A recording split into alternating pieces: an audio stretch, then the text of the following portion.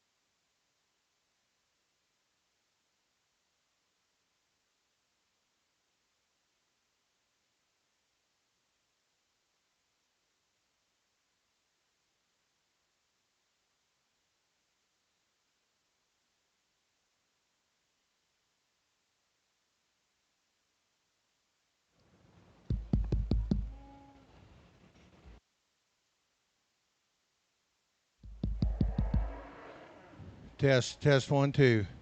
Well, good morning. It's going to be a great day today. I've been looking forward to coming out and judging Weld County. Literally heard about Weld County my whole life, and frankly never been asked to judge anything here of any species. Enjoy your state. I've gotten the opportunity to sort at the National Western several times and evaluate the market steers a couple, evaluate the market lambs one time, and I've been looking forward to it, and I appreciate the opportunity. I appreciate the invite, and want to put my eyes on them, tell you what I see, tell you why we organize them the way we do, and give you a little insight into what makes me click when it comes to the cattle world.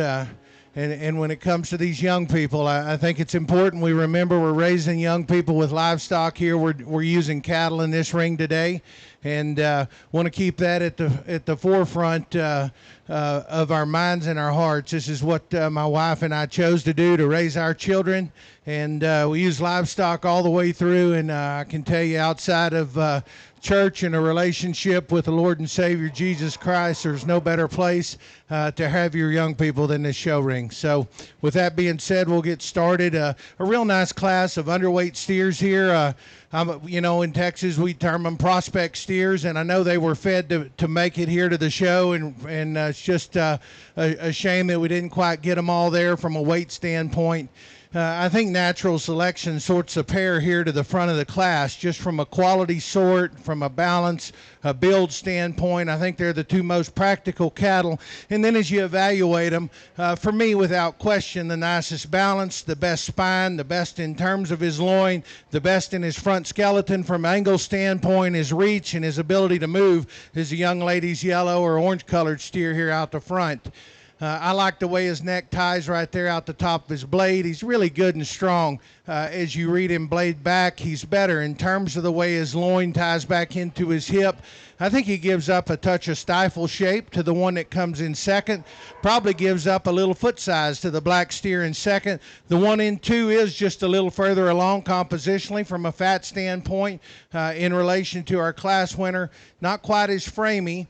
Works probably for me to his disadvantage because I'd like to change his balance as we get over on the side. I want to push him down in the edge of his loin. I want to strengthen him behind his blade, lengthen him just a bit out his hip, make him take a little more comfortable step out of his rear two. A sounder option from the side comes 3 in class. He's a longer bodied kind of calf. He ties neat out of his neck. I like those things about him. You get just over here and start reading him. He reads flatter in his forerib. He's tighter in terms of his pin set. He gives up some real muscularity and shape in his stifle comparative to those that go ahead. He's not as stable and comfortable in his rear two. He's not as square in his hock. He's not as bold in his pin set as you get right in behind him, but a neat one there. He beats the red and white shorthorn colored steer that comes next because he has more to him. He's more dimensional.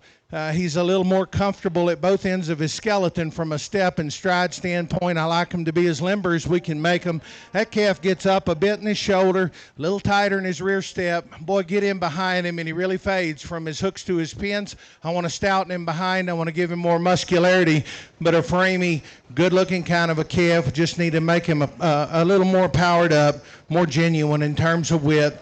Change his rear two as he goes. Young man has a little red steer here that comes next in class. Obviously the lightest out here. From a quality standpoint, he's sounder, just a bit more practical in the way he moves around the ring than the one here that rounds out the class. Young lady has the bigger bodied one, the more muscular steer. It's a shame he doesn't move any better than he does. Wish we could lay his shoulder back, make him more comfortable up front, stand him on a stouter set of feet and bones, and if we can do that, we can move that one up in class as well. That's how I read them. Congratulate the young people. Here's your results for that underweight class. 6th place is going to be Paulina Martinez. 5th place, Weiston Gregory. 4th place, Cooper Powers. 3rd place, Zoe Robletsky. 2nd place is going to be Peyton Lovelace. And 1st place is going to be Hennessy Gregory. Congratulations. Coming to the ring next is going to be class 105-1, body clipped steers and heifers.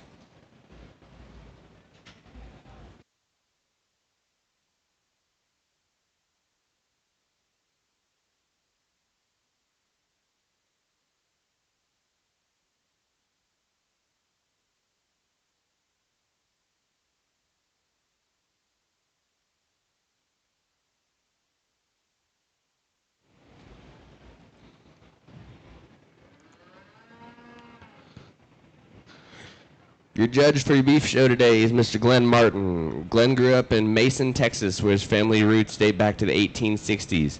He attended Texas A&M University and is an accomplished collegiate meat and livestock evaluator. Glenn is married to Ray Ann, and they've raised 4 daughters through the ranching lifestyle. The Martin family raises competitive show goats, cattle, and Dorper sheep. And his girls have won Grand and Reserve at more than 60 major livestock shows nationwide.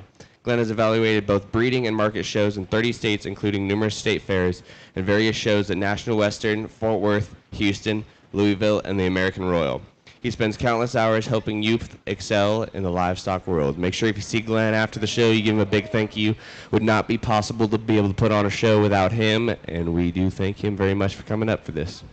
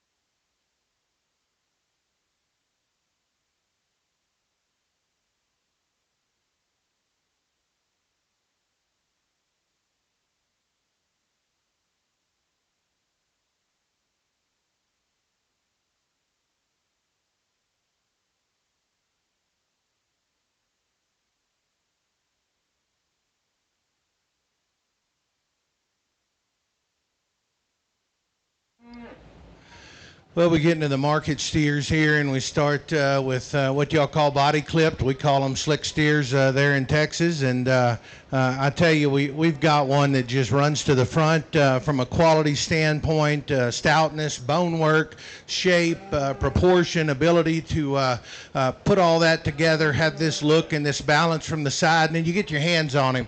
That's the best one in terms of his touch, his crease, his shape out the back of his blade, his freshness. He's finished appropriately in relation to weight. We've got all 1200s in here, so 1205 I think to 95, and that one just fits the ticket the best for me, and I think it's real easy to see. Where do you change him? Well, we drop his flank line just a bit, and we make him a shot more comfortable here on his rear too as we set him in motion. If we want to do that, we can also lengthen him right there out of his hip. I'm picking on him, but I'm describing him accurately, and that's a good one there and a good place to start. The one that comes in too for me is the most second most practical cattle that we have here. He's the one that's also finished appropriately in terms of his condition and still has the right kind of balance from the side, the right kind of structure, ability to go, functionality to get up here and be second in this particular grouping. How do we change him? Well, make him just a shot stouter down low. He's just a little fragile in terms of his feet. We could soften his rear pastern, tuck him up just in his breastplate ever so slightly. The one that comes three in class, the second stoutest one, just from a muscularity standpoint. We've got a little more condition on him than what I'm going to tell you is ideal. I think his cut ability is going to be a shot low. I do think his quality grade will be the best of any in this particular grouping. That is extremely important and critical to me. As we get on the side, he's just a little tanky in his center. He's probably not as good just as he goes away in terms of how he swings his back legs, but one that's got a ton of power. He's finished just a bit further than we need. He's got to balance up a notch better. Neat balance one from the side comes here in terms of our red one that's a shot fragile. He's the leanest in the class. Don't think he'll be the highest cut ability because we just have to have more muscle shape. I want to make him denser down low. I don't particularly dislike his movement either. I think there's some quality in all of that. He's got to have more condition to be compositionally correct to suit me just from a quality grade standpoint. That thing's got to have a shot more muscle. Real muscular steer comes next in class, and I really hate it for the young man. He does a great job of getting this thing presented out here. So you get right in behind him. His back legs don't allow me to move him up in class. Not stable enough in terms of his structure. He pushes his hocks outside of his skeleton too far for me. I love the cattle from a cutability and muscularity standpoint. I just want to change his rear structure, and if we can do that, he's going to move up to be second in this particular grouping. Let's congratulate all these kids on a nice first class of these slick-sheared steers. Here's your results from that class. Fifth place is going to be Logan Timigan. Fourth place is Caden Kramer. Third place, Everett Decker. Second place, Peyton Arnold. And first place is going to be Kendra Arpin. Coming to the ring now is going to be class 105-2, body clipped.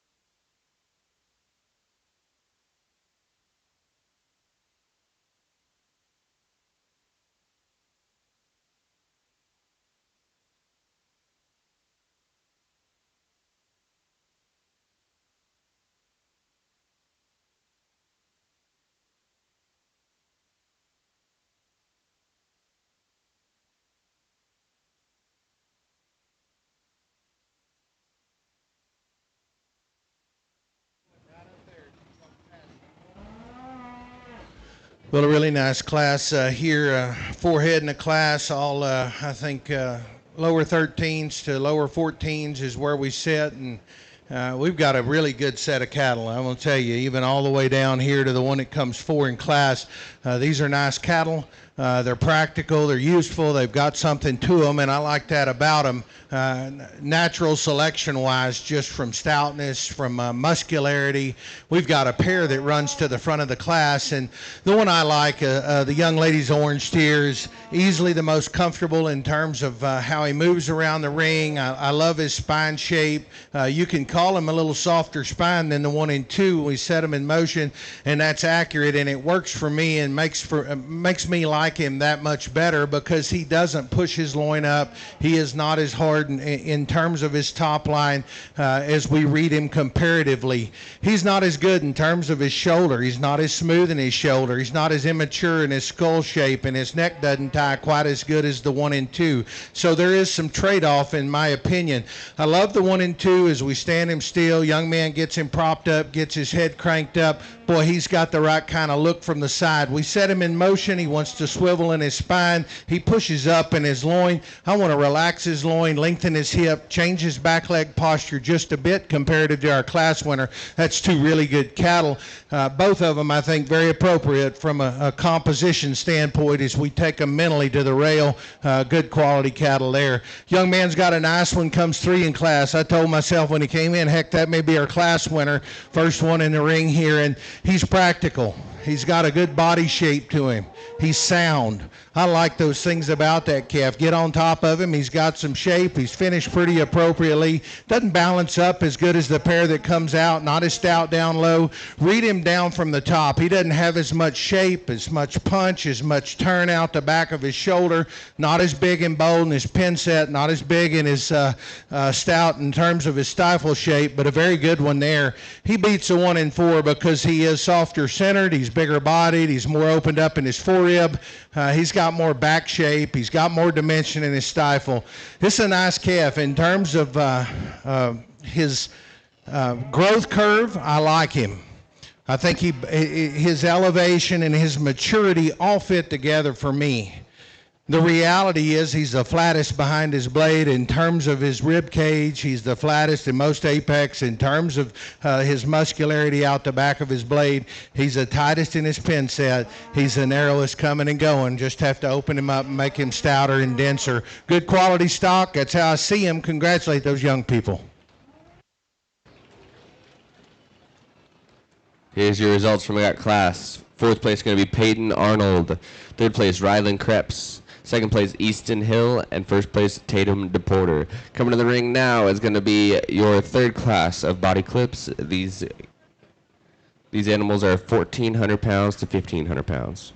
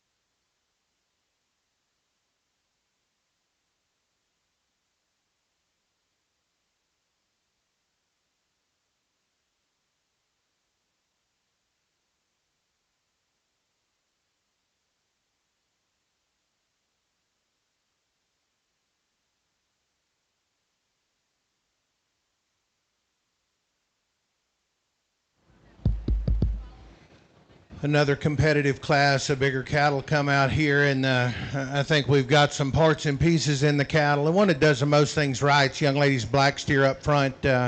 You get over the top of that one. He's broad, he's stout, he's dense, he's big-footed. He beats the 1 and 2 because he's neater looking from the side. He's a little more cylindrical in his cage. He's got more shape and side shape from his stifle joint to the outside curvature of his leg. His shoulder actually lays back into him just a bit better.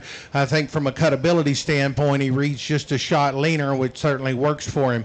Maturity-wise, he's a little mature. All of these cattle, I think, are just a shot mature if you want to read the back side of their neck and crest, but why shouldn't they be? They weigh 14s to 15 something, so we need to have them mature. They just have to be practical in terms of their leanness, their marketability, their cutability, and then we have to have them finished appropriately so we can get to that choice grade or better. This one does the most things right. What do you change about him? When he overreaches just a bit, we could lengthen him out of his hip ever so slightly. You want to criticize him for having a little brisket out front, let's just criticize them all for doing that, but that's a really neat steer that leads off here. Young lady's gray or silver steer comes 2 in class. Huge bodied kind of a calf. Very, very shapely up top. I like those things about him.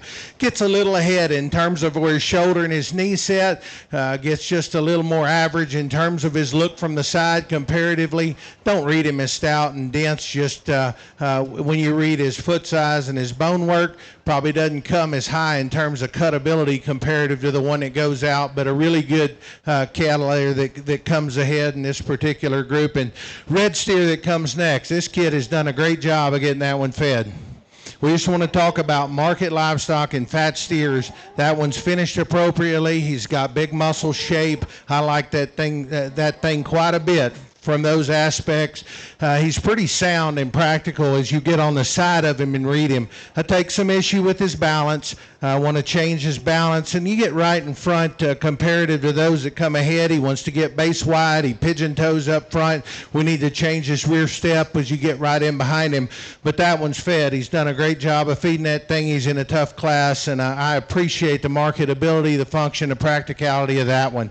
Young lady's black steer comes next in class. She's done a good job of feeding that one too. He's really shapely up high. He's a very high cutability steer. Becomes a little more unbalanced, not in his body, but reading his top shape and his mass at the surface, we have to stouten him up. He's very fragile just in terms of his footwork and his lower joint work and skeleton. I want to stouten him down low. I want to open his pin set up comparative to those that come in front and just make him a shot wider all the way through. Red steer rounds out this class. Young man, you've got one that's too lean and a little skinny, a little harder ribbed than where we need him. He's not as muscular as we have to have in a very difficult class.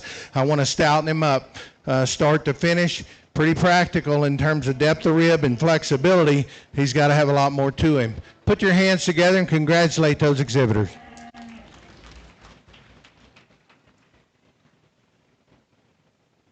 Your results from that class: in 5th place is going to be Caden Kramer. 4th place, Cashlyn Reinick. 3rd place is going to be Ryder Schaefer.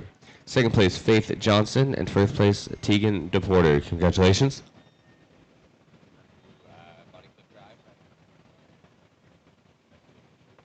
All right, this will be your body clipped drive.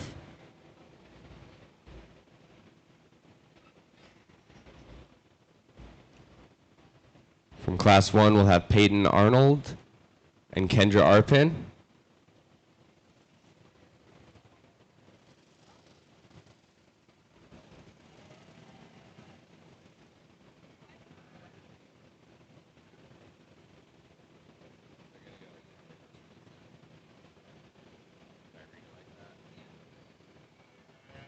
From Class 2, we'll have Tegan DePorter. Tatum DePorter, I apologize. From Class 3, we'll have Tegan DePorter.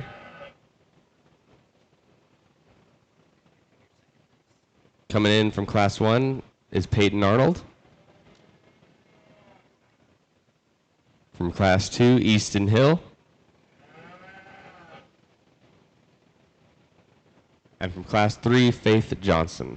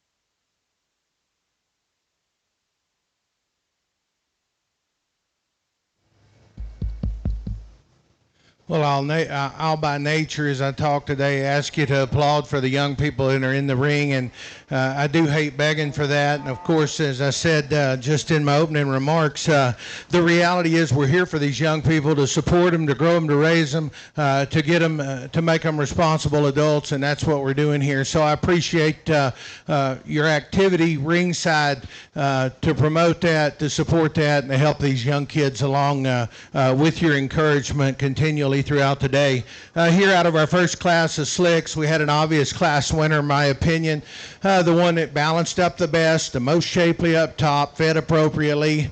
Not quite there to maybe perfect market weight and the way we read cattle today, but boy, I'm telling you, that one's finished right. He's got a big ripped up back shape in him. He dominated that class in terms of bone work, foot size, and balance. Need to extend him out of his hip a bit, need to make him more comfortable in his rear too and drop his flank. I think I told you those things there when we had him in class, but a really good calf there. One in second, just a little plainer. Practical in terms of his body and his movement, just plainer in terms of his look, his muscularity, and his density. Here out of our middle class, we had a nice pair. In contrast in that pair, we have a better spined one that's stouter down low, balances up better on the move, one that's really practical and stout, and for me, fun to look at. Changing him, frankly, we could have shaped his head, and I'd like that a little more. He looks just a shot mature, but in relation to his weight, I read that calf just right in terms of his body composition. His ability to move out here is exceptional. That silver or white steer that came right behind him, he's probably bigger at his 12th and 13th than the one that won that class. I like that calf on the stand very, very well. Young man does a nice job. We get him stopped. I want to change his spine. I want to lengthen him there just a bit out of his hip, and I'd like to make him just a bit more square as he goes away from me. He wants to swivel ever so slightly. Here out of our last class, heavier cattle that were fed appropriately, cattle that have some shape and muscularity. They're right there at endpoint market weight where kind of we prefer to have them at this point in time. The steer that wins outbalances the one behind. I think he outcuts the one behind. He outwalks the one behind in terms of shoulder angle and knee placement. I think he's just a shot better in those regards. I like his balance a bit better when we get on the side. You want to criticize his hock. I didn't talk about it. He's got a little puffy hocks. Okay, I don't know how many of you fed these things, but that's not a deal breaker for me unless they're nasty and it affects their movement to some adverse effect. I don't read that as being the case here. Love the body shape and muscularity of the silver one in the back. He comes ahead in his shoulder. He doesn't balance up quite as good. I just want to make him a shot more attractive from the side comparative to the one that beats him right here. But that's how I read him. Real good quality stock. Congratulate these young people. I'll show you the two that I like best.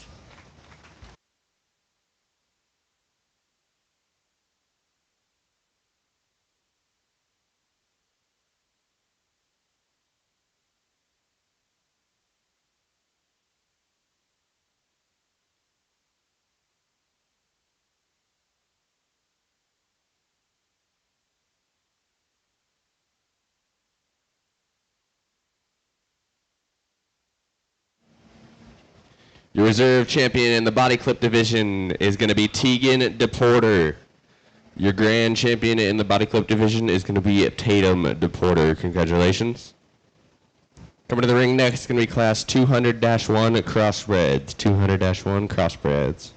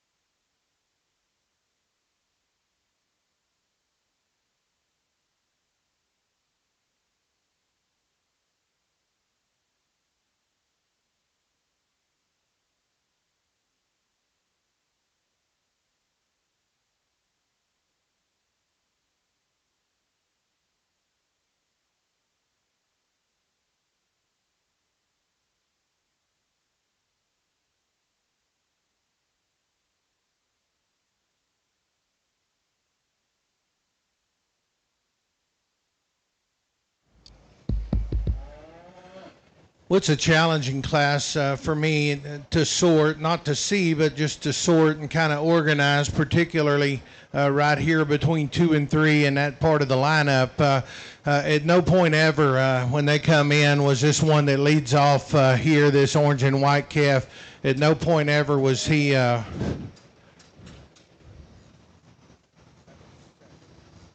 At no point ever was this one getting beat in this particular grouping. He's the stoutest down low. He's the best bodied. He's the most shapely. He's the most appropriate in his composition, his condition, his balance. What are his issues? He doesn't move well enough. He's a little gimpy on one of his rights, and albeit throw that out, he's still too short in terms of his stride for me. I want to just make him reach and go. In terms of how he's been fed, that thing is he's spot on. His touch is great. His shape is great. I read his cutability awesome. I read his quality grade. We take him to the rail to be right there where we need to be. Reality is he's got to go a bit better for me to like him that much more. I just want him to move better. But out here, he trumps them all. Cool looking one that's just a bit sounder, comes second in class. He's a little too lean for me. I like his high tie and neck. I like his length of spine. I like the fact that he gets his shoulder laid back. He's a little denser in terms of his bone work than the 1 in 3. He's not as big bodied. We need to change that. He's not compositionally as fat and as chunked up as the 1 in 3. I want to change that about him. So we've got this is the dilemma here. We've got quality grade in 3. We certainly have cutability and soundness and balance in the one that comes second, and I opted to use the more things that I think just compositionally make him a show cattle out here. But good quality stock here in 2 and 3. Big bodied one comes in 3. I wished his carpet matched his top side. I wished his feet were bigger. I'd love it if he was more comfortable in terms of his mobility. He's ahead in his shoulder. He's ahead in his knee. He's tight in his pasturing. Now, she's done a good job of feeding him. He's just a little chunky, and he doesn't go as well as he needs to. Out here, we get on the side. He's not as neat in terms of his balance. I want to square him at his pin set, level him up, hooks to pins. But practicality easily sorts those cattle ahead of the ones that come next. Orange calf that comes next in class has more stifle shape than the one that rounds out our class. He's a little bolder bodied as you read him at his 12th and 13th rib. I think he's just got more to him from a width and dimension standpoint all the way through, and I like his balance a shot better when you get on the side. I read him neater and more youthful in his chest, his neck, and his skull.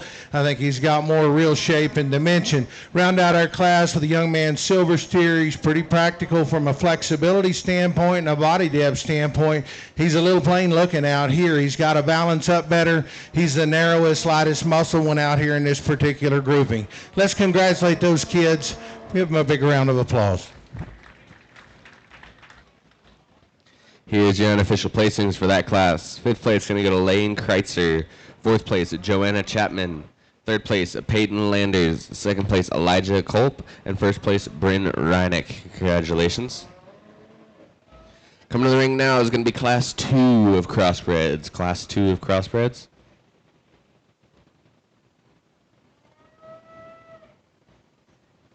All these animals are weighing about 1,200 pounds.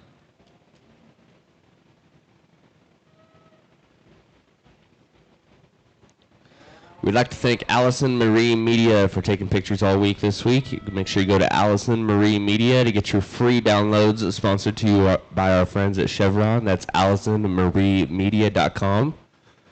We've also got RingsideLive.com live streaming the whole week. So make sure if you can't make it to a show or you got some family members that are wanting to watch, send them to RingsideLive.com or Ringside Live on Facebook to watch the live stream.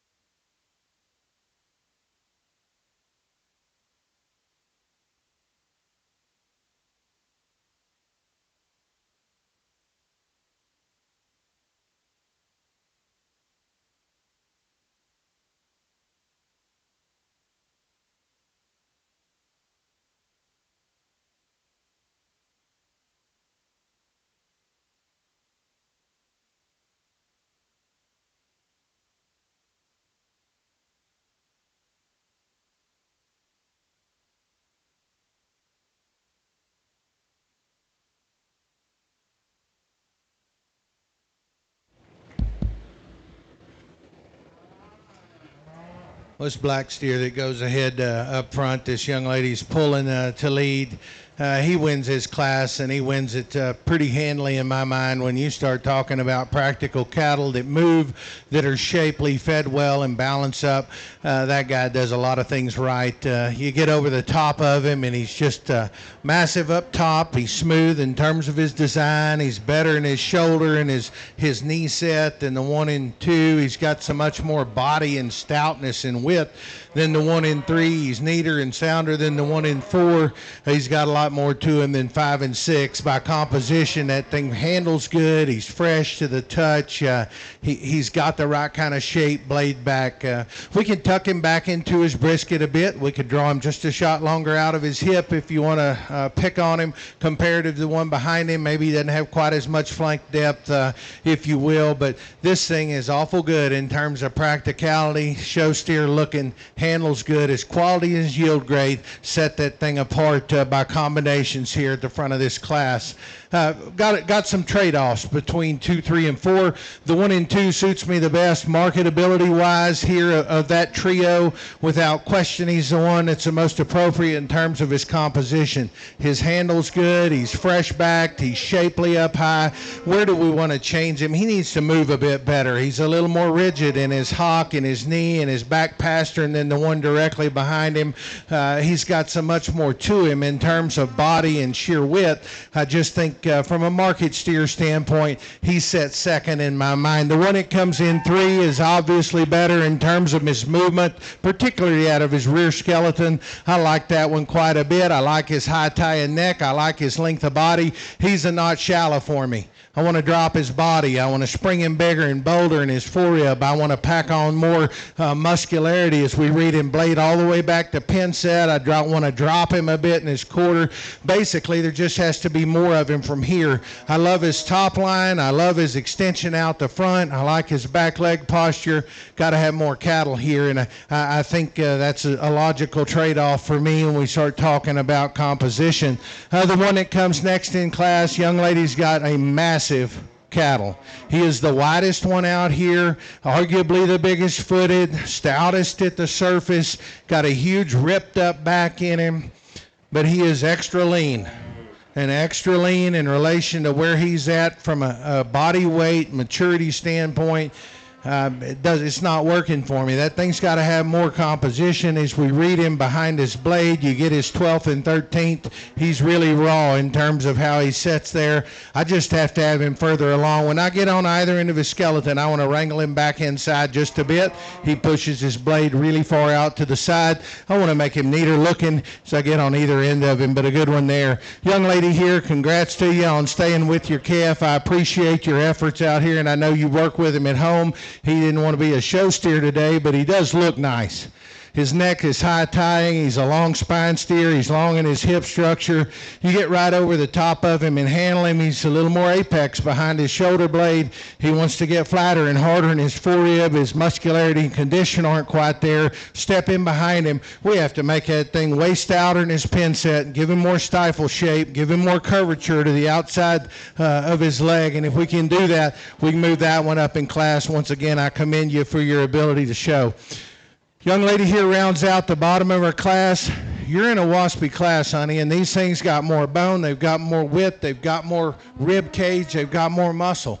Now, your cattle's pretty practical from an underline and body standpoint, just depth of cage. I like that. He's pretty sound, but there's not enough of him. He's got to be wider, he's got to be stouter, and he has to be more muscular comparative to these other cattle if we want to move up. But you're doing a nice job as well. I commend you also. Let's put our hands together for all those kids on a nice class.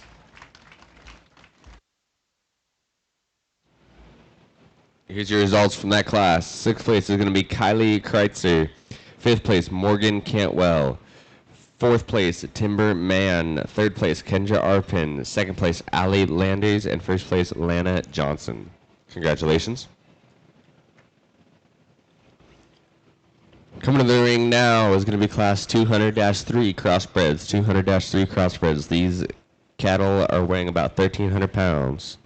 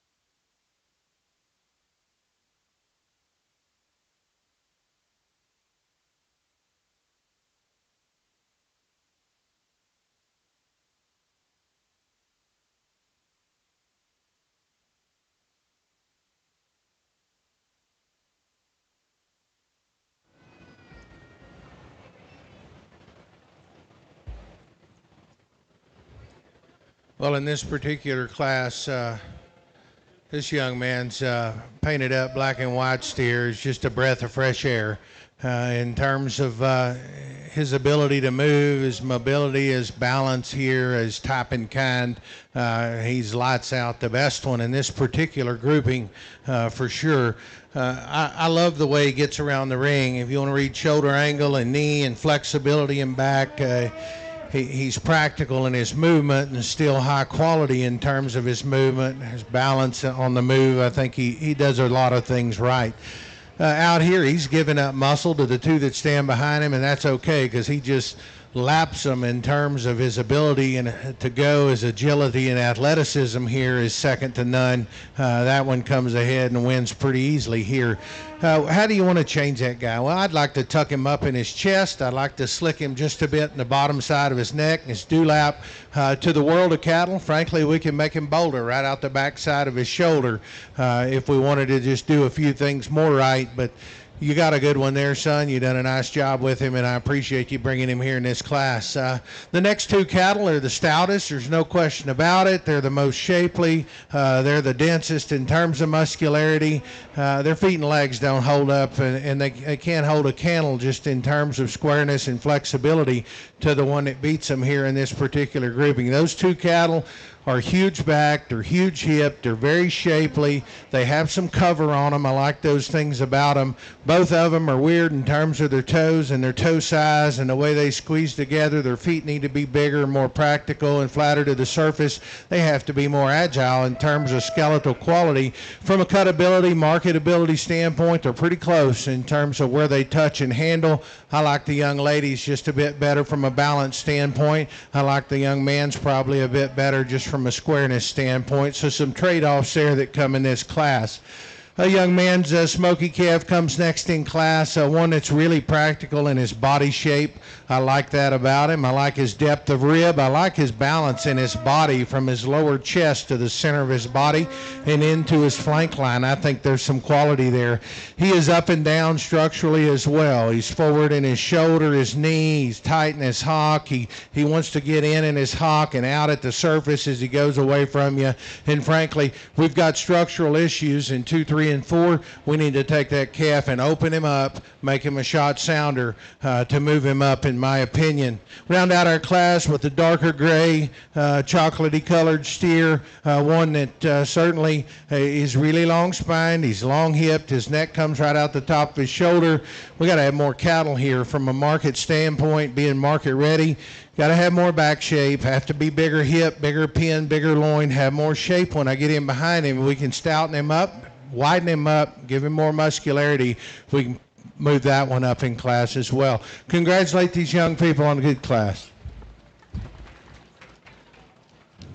Here's your results for that class. Fifth place is going to be John Carter. Fourth place, Boston Banger. Third place, Duke Schleining. Second place, Emma Schleining. And first place, Sean Roth. Congratulations. Up next is going to be your fourth class crossbreds. All these cattle are weighing about 1,400 pounds.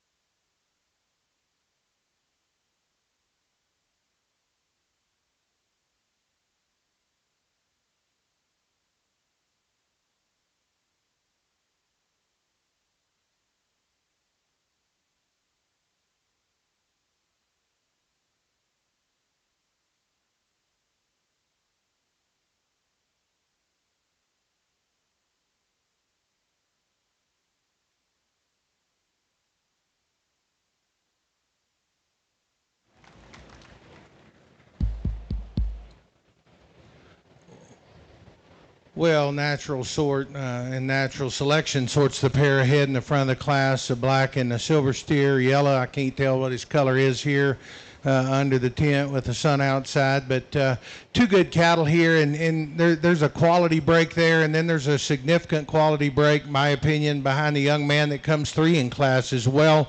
I'll tell you what I see, and we'll go from there. The two cattle that come up, I think there's some trade-off and some give and take in those cattle. I'll tell you how I read them. The black steer that leads off is the neatest up front in terms of his chest and his neck. He's the most elevated at the base of his chest and the top of his blade. I like that about him. He's the neatest in terms of his balance from the side.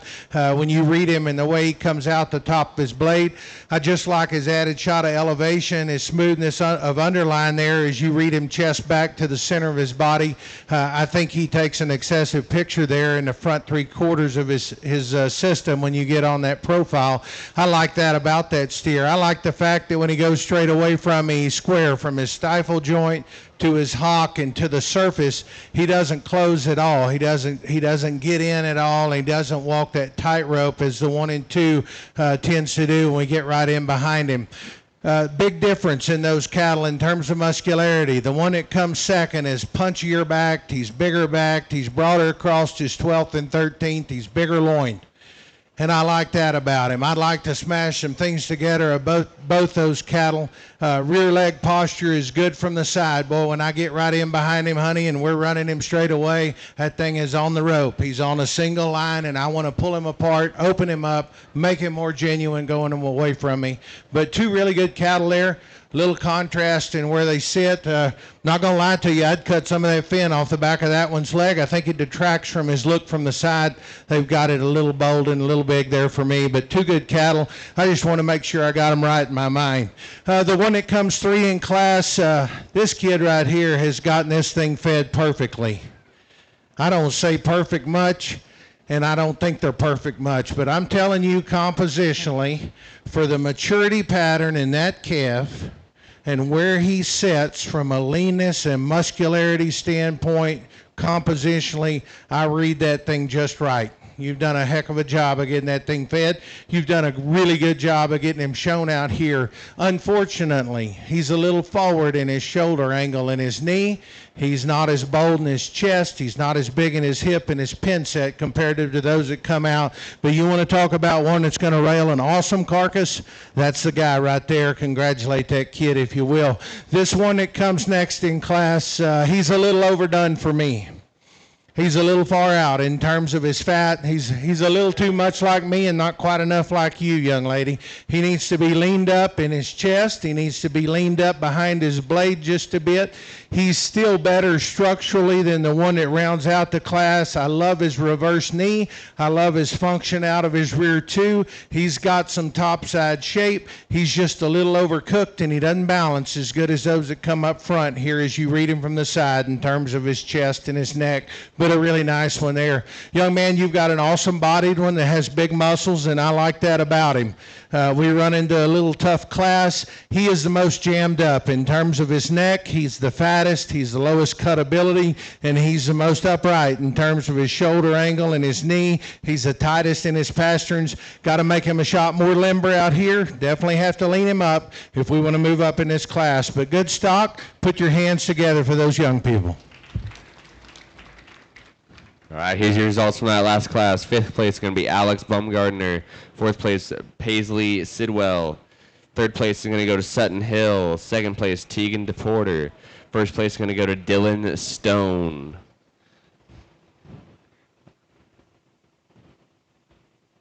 Coming to the ring next is going to be your crossbred drive.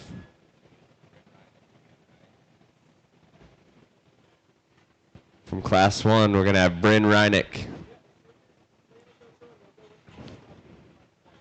Class 2,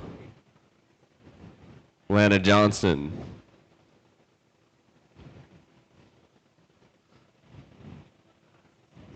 Class 3, Sean Roth.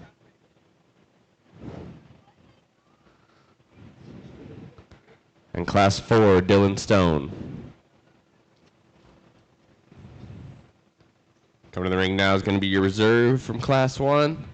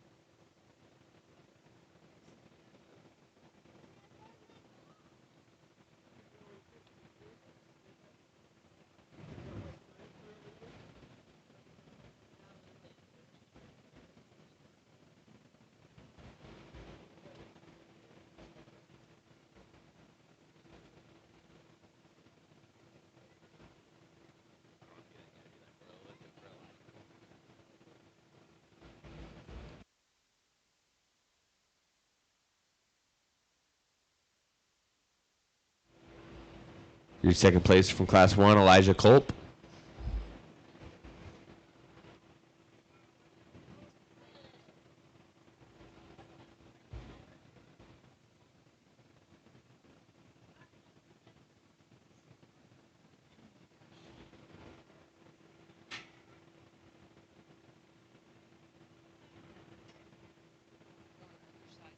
From Class 2, Allie Landers.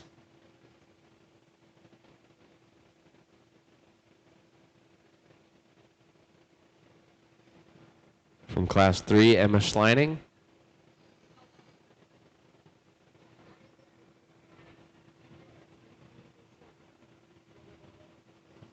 From Class 4, Tegan DePorter.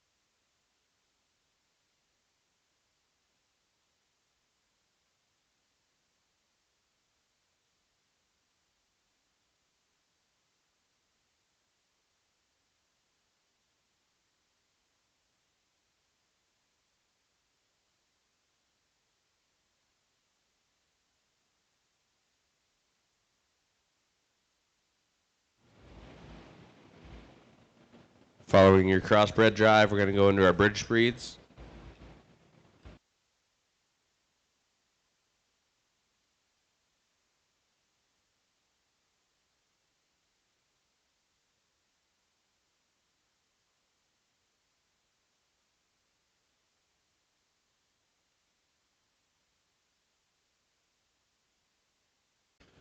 Well, if you would, reward these young people here in this crossbred division. Had good cattle in all these classes. Go right through them here. Young ladies orange and white, when he dominated that class just in terms of market readiness and carcass composition, and then balance and stoutness and density. Just told you didn't go quite good enough. We have to have more body in that one behind him. We just have to have more muscularity comparatively. Here in Class 2, we had a dominant class winner, in my opinion. One that probably out here comparatively gives up some shape, gets a little rougher in terms of his top line, need to lengthen him out of his hip just a bit, but a really good steer that dominated that particular class. Black and white went him back, very stout in terms of his cage and his muscularity, a little more rigid than where we need to be just from a flexibility standpoint. Here in Class 3, we had one that just lapped him in terms of his mobility, his flexibility, his balance is very good. He handles a bit fresher now, actually, than what he did, I think, behind his blade. Still could clean him up just a bit in his chest and his neck. He's probably not quite as strong backed as some of these others, but it adds to his flexibility. Frankly, when we get flexibility in livestock down low, their spine gets a little more flexible as well, and I genuinely like that he can go and he is flexible.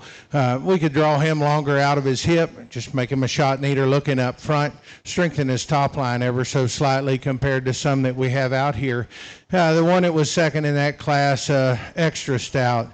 That thing's got gigantic muscles, and he's still finished pretty appropriately. Not good enough in terms of structure. We had a pair out of the last class. I thought it was a close pair, and I thought there was some trade-offs in that.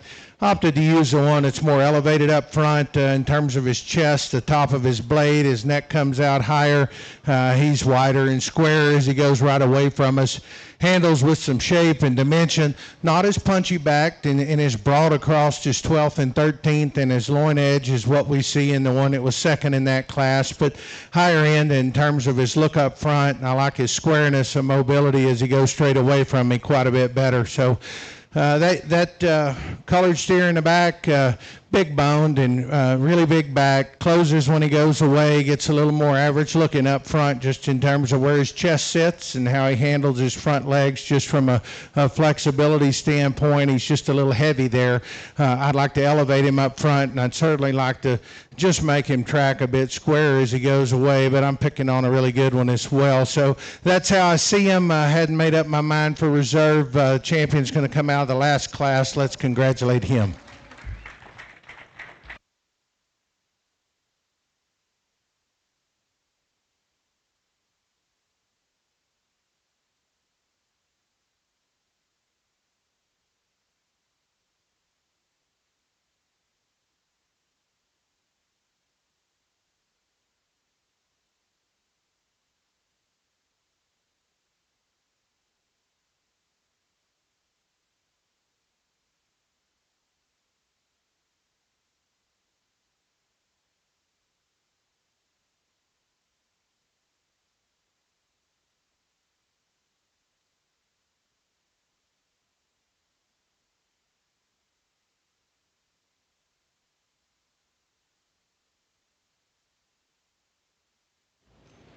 Your reserve champion from the crossbred division is going to be Sean Roth.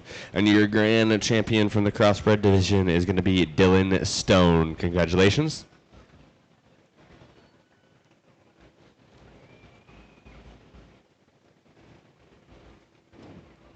Next up, we're going to have all British breeds, Class 1.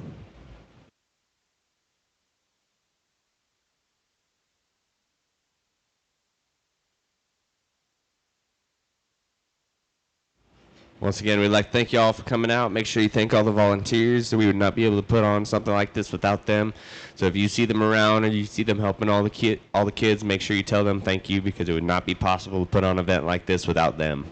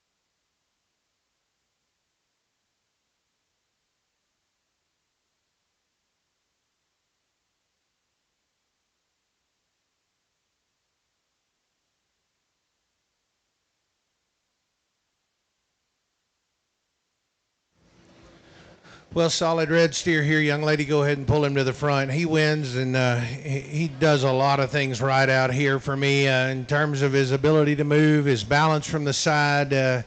His look is just exceptional in this particular grouping.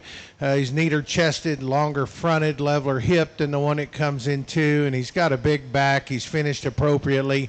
We could open him up just a bit in his forerib, make him a shot more cylindrical in his cage, but that thing does a lot of things right out here. Mobility, balance, practicality, show steer look, that one wins. The one it comes into, my second most favorite, just from a body type and composition standpoint, you fed that one good. And he's got a big fat back in him. He's got a really good quarter.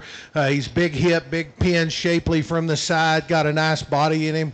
He's a little shorter fronted, not quite as elevated, not quite as dynamic in terms of his look through his front third, but that's a very good steer in this particular grouping. He's sounder, he's leaner, he's higher cut ability than the one that comes behind him in class. Young lady, you got a great bodied one. For me, he gets a little small in terms of his bone work compared to how much shape and stoutness he has up high. He's got a huge back. I get in behind him, he flattens just a bit. I get on the side.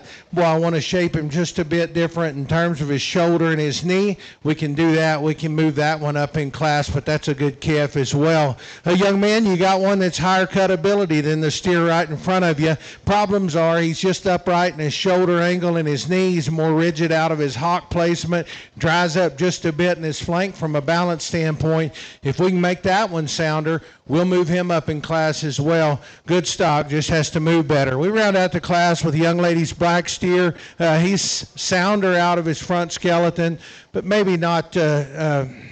It's a little bendier back-legged, but maybe doesn't hit the surface just genuinely a lot better than the one right in front. He's given up a lot of shape, a lot of muscularity, a lot of squareness, not as balanced up as those that come in front. Nice calf here. Let's congratulate him, put our hands together for him. Here's your results from that class. Fifth place is going to go to Julieta Martinez. Fourth place, Charlie Landers. Third place is going to go to Carly Kristen. Second place, Caden Jabauer. And fourth place is going to go to Lexi Vara. Congratulations. Coming to the ring next is going to be Class 2 of British Breeds. Class 2 from British Breeds. All these cattle are weighing about 14 to 600 pounds. 14 to 1600, sorry.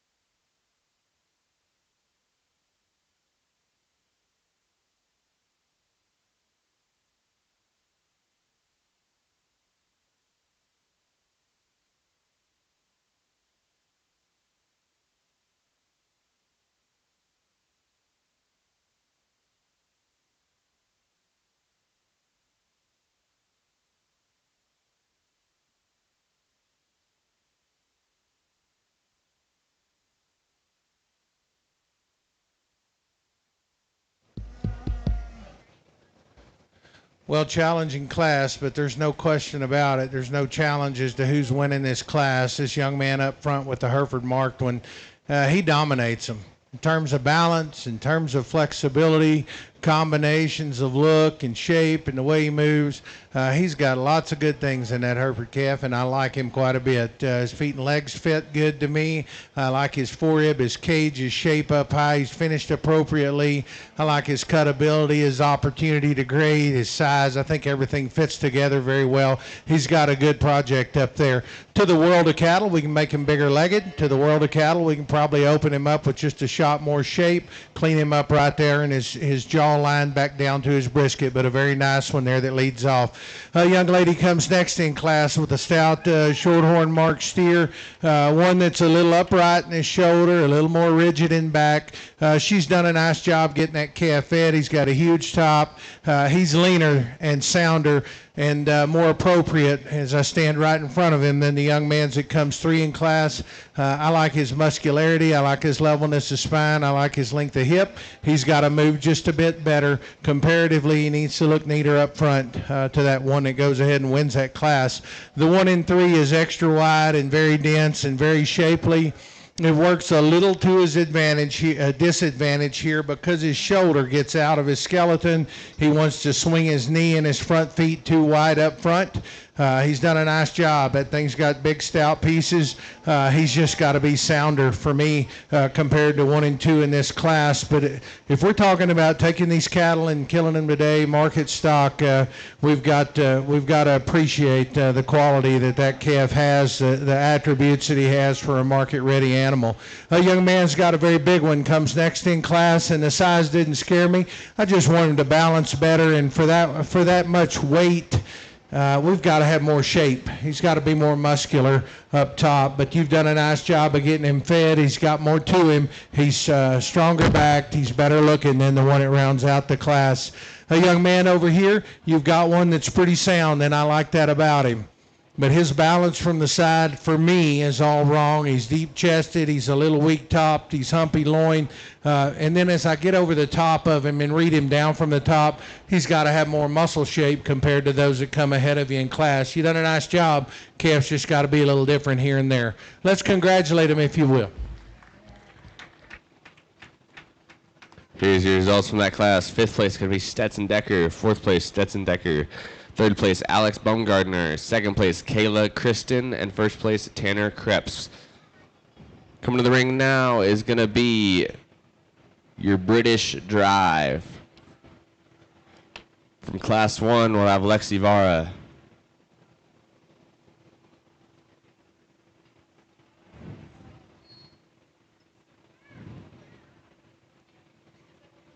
From that last class, we'll have Tanner Krebs. Your 2nd place from Class 1, Caden Jabauer.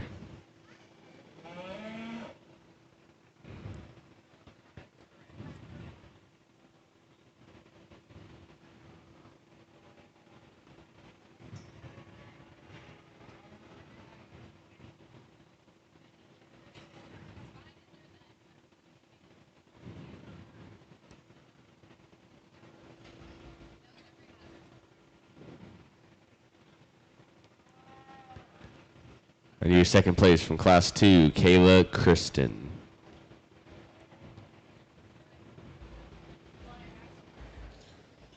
Well, as we bring these British cattle in, let's put our hands together for the young people that make it back from their classes into the drive.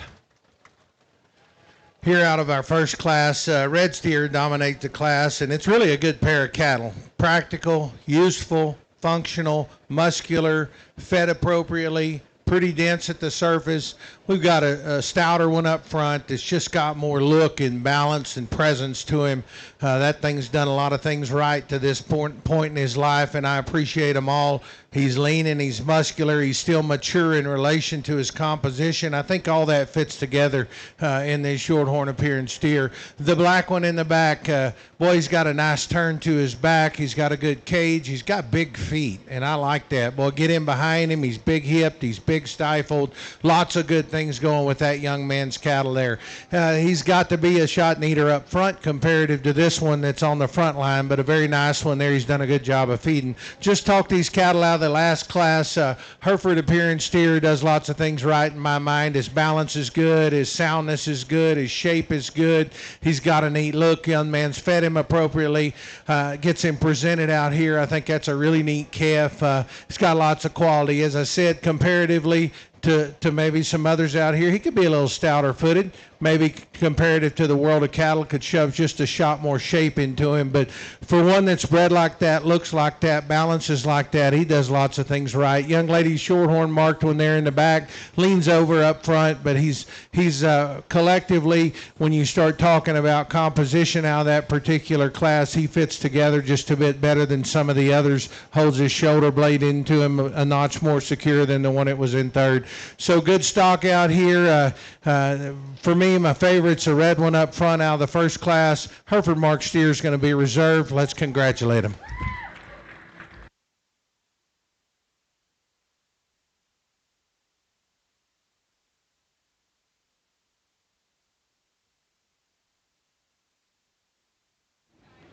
Your reserve champion from the British division is going to be Tanner Krebs. And your grand champion from the British division is going to be Lexi Vara. Give it up for them, ladies and gentlemen.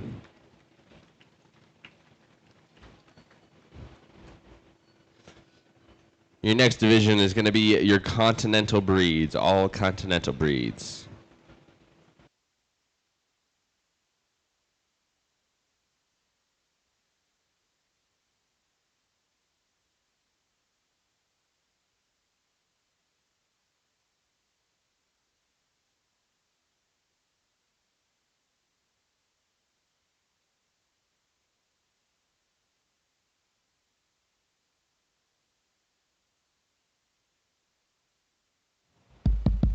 Would be a good time while we don't have cattle in the ring to thank the staff that's helping me. I know it's lots and lots of volunteers out here that get these cattle lined up, that are working hard.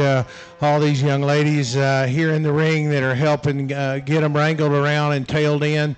It's not an easy job, and it certainly doesn't work without every one of them here in the back and up front. If you would put your hands together for all the ring help, all the folks up at the table, our announcer Braxton, and those that are helping that you can't see.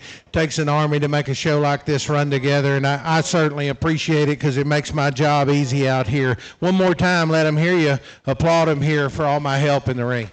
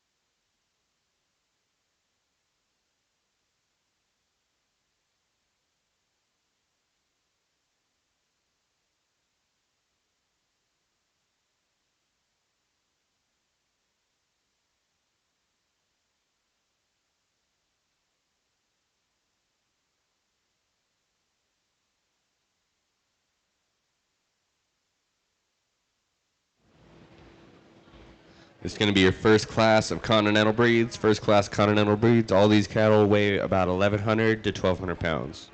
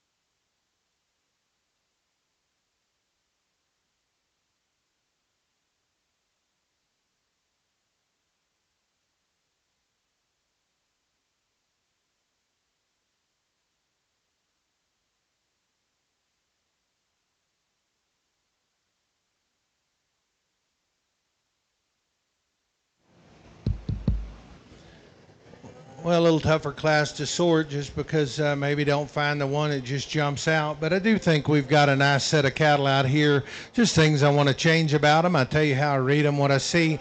I think compositionally we have two cattle right here at the front of the class that are good in terms of muscularity, and compositionally I think their condition in relation to their framework and their maturity fits together really well here right at the front. I think they're nicer looking cattle from a balance standpoint.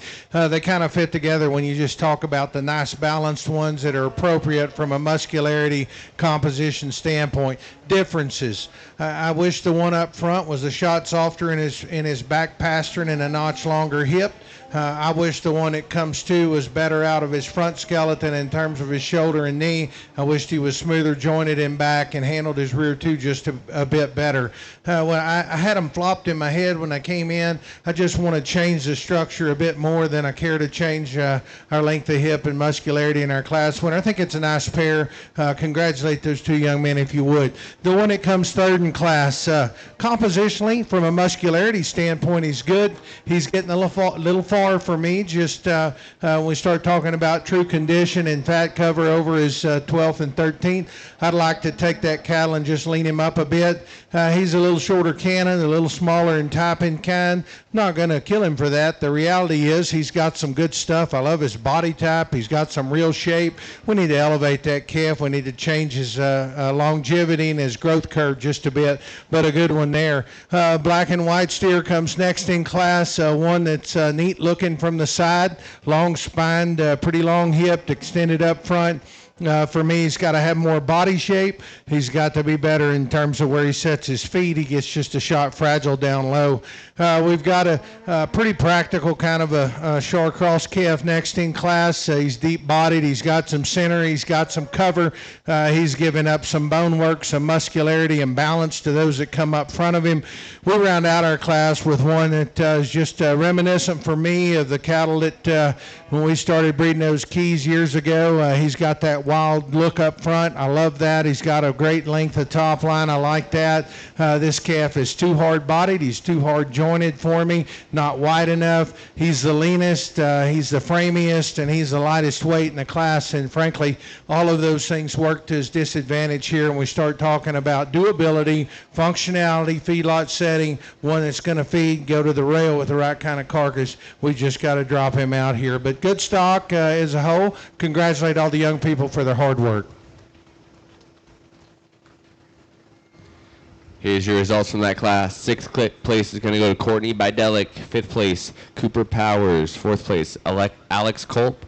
Third place, Trey Decker. Second place, Owen Auctioner. And first place goes to Cohen Jabauer.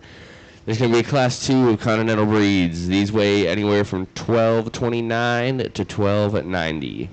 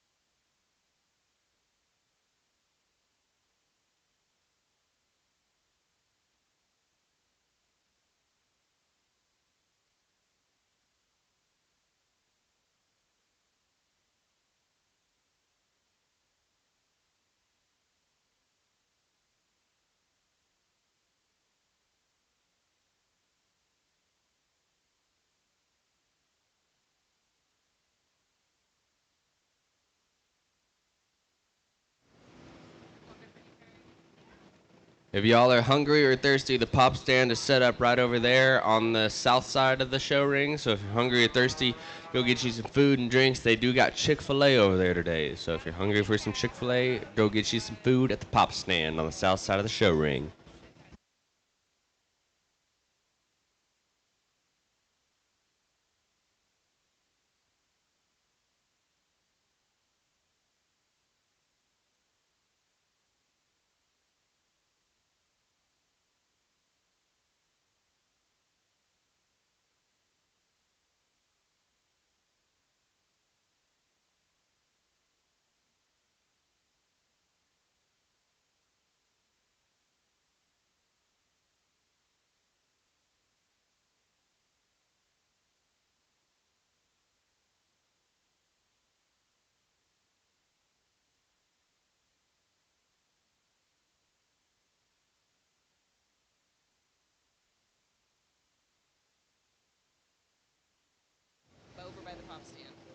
If you got kiddos with you, they're doing a craft over at the pop stand. So if you got some kiddos you need to distract for a little bit, go bring them over to the pop stand for the crafts.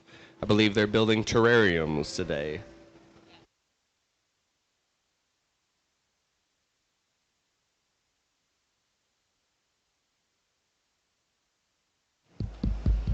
Well, good class again out here. Black steer surfaces to the front.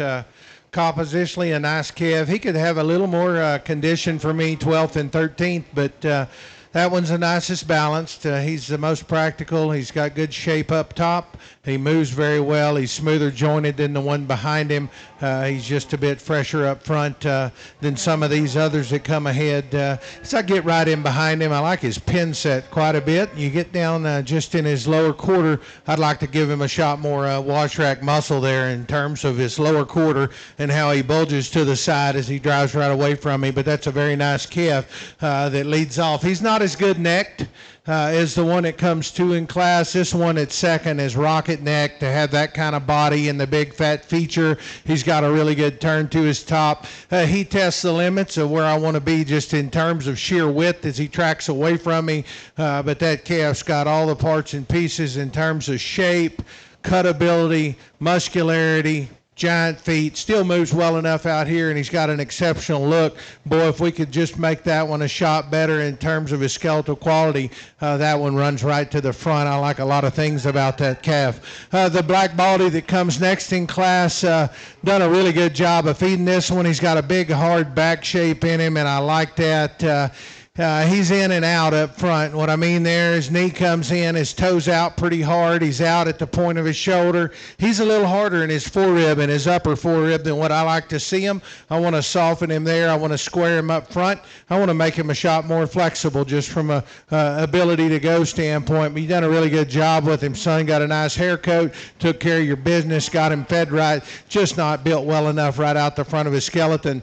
Short-cross calf, young lady has worked very hard with, and I really appreciate her efforts out here. I like the practicality of that guy. What I want to change about him comparative to those up front is just his balance. We got to make him balance up a bit better. He needs to be a shot more shapely in the end, but a very nice calf there.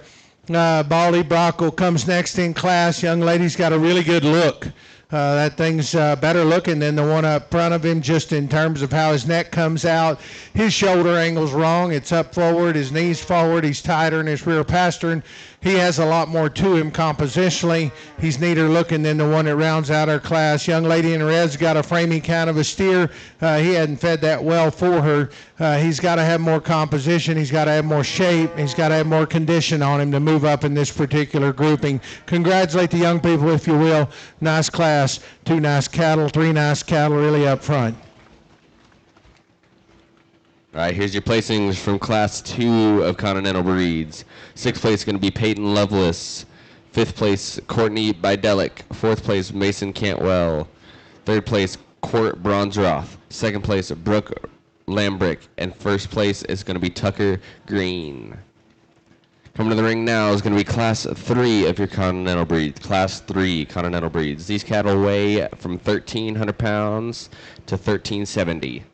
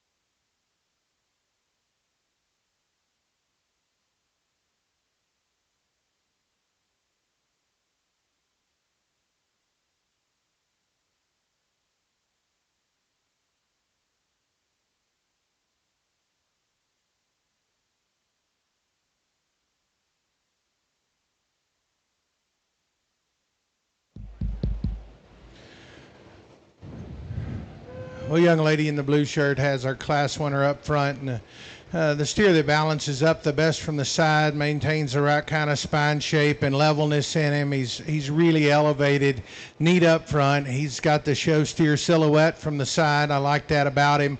He's not as big-legged as probably he needs to be, and for me, he's not as limber as he needs to be to the world of cattle, but a nice place to start here, and I think compositionally very good in how she's got that thing fed and fitted here. The one that comes two in class, I think the most similar. When you just read him down from the top, you get over him right there at his 12th and 13. He handles good. He balances a shot better right out the back of his blade than the one that comes in 3. I think he's truly more genuine in terms of his open cage. He's got to be set back in his shoulder angle and his knee to make me more happy with him. And the sounder option probably comes 3 in class, albeit that he's a little plainer looking. He's a little rounder shouldered. He's a little off behind his blade compared to the pair that comes out in front. He maintains a leveler look, hooks to pins as we set him in motion. I like that about him. I want to change his shoulder. I want to change his look up front. I want to open his forerib up, but this young lady's done a really nice job of getting that one fed. Steer that comes next in class just gets a little rougher in terms of our lines. I want to strengthen him behind his blade, level him right there out of his loin and his hip. I want to lengthen him out of his hip, make him just a notch sounder, give him more genuine quarter shape as he goes straight away from me compared to those that come up front in class. A young man here has got a black one with some white undercarriage, exceptionally wide, not sound enough, not open enough, and his forerib pushes his hock too far for me. I want to change his structure first. I want to change his rib cage and type in kind second. He's got a ton of muscle, and I like that about him. I read him as just more genuine in terms of his shoulder angle, knee, and his ability to flex, and the one that rounds out our class. Young lady here's got a nice steer, done a good job feeding. Calf's not sound enough in terms of shoulder and knee. Just can't get him comfortable here when we set him in motion. Nice job out here. Congratulate the young people. Here's your unofficial placings for that class. 6th place is going to be Morgan Cantwell. 5th place, Timberman. 4th place, Allie Landers. 3rd place, Mason Cantwell. 2nd place, Kizzy Reinick. And 1st place, Riley Joseph. Coming to the ring now is going to be Class 4 of Continental Breeds. Class 4 of Continental Breeds. Your weight range is 1419 to 1508.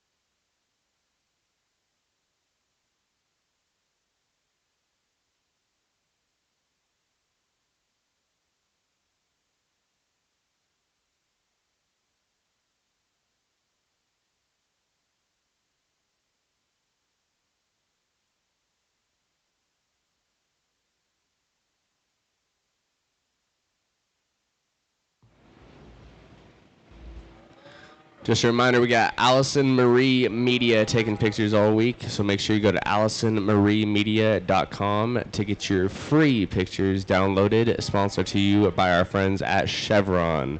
We also have Ringside live streaming all week, so if you are unable to make it to a show or you have friends and family that would like to watch the shows and they aren't able to make it, send them to ringsidelive.com or Ringside Live on Facebook to watch the live stream.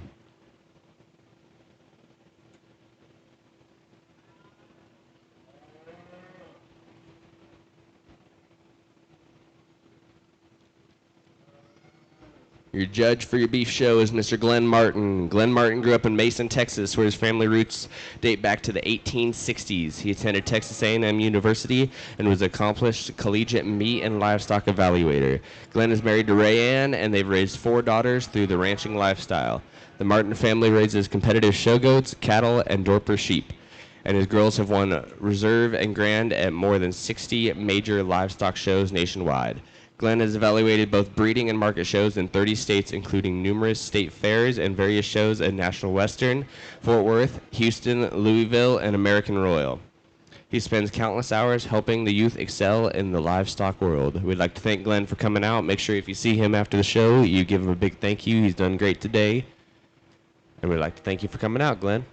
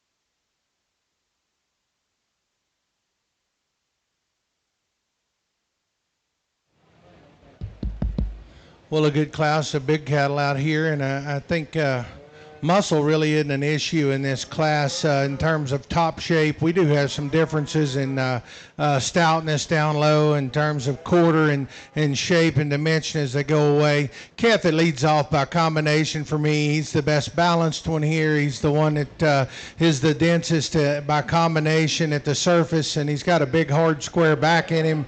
He's still fresh and looks nice. I like him in motion. I think he's practical where he sets his feet. He's got the great big legs. He comes squarer than the one that sets 2. He's stronger top than 3. He's way denser boned and bigger quartered than 4. So I think you add up the good, subtract the bad. This is where you land. Where do I change him? I want to drop his flank ever so slightly, just make him a shot more genuine in his flank line compared to his depth of chest. We can do that. I like him that much more, but I think logic for me sorts him to there. The one that comes 2 in class, big bold cage in this guy, big shape. Got nice feet. He doesn't handle his front feet as good as what I'd like to see. I'd just like to change him ever so slightly in his rotation out of his knee.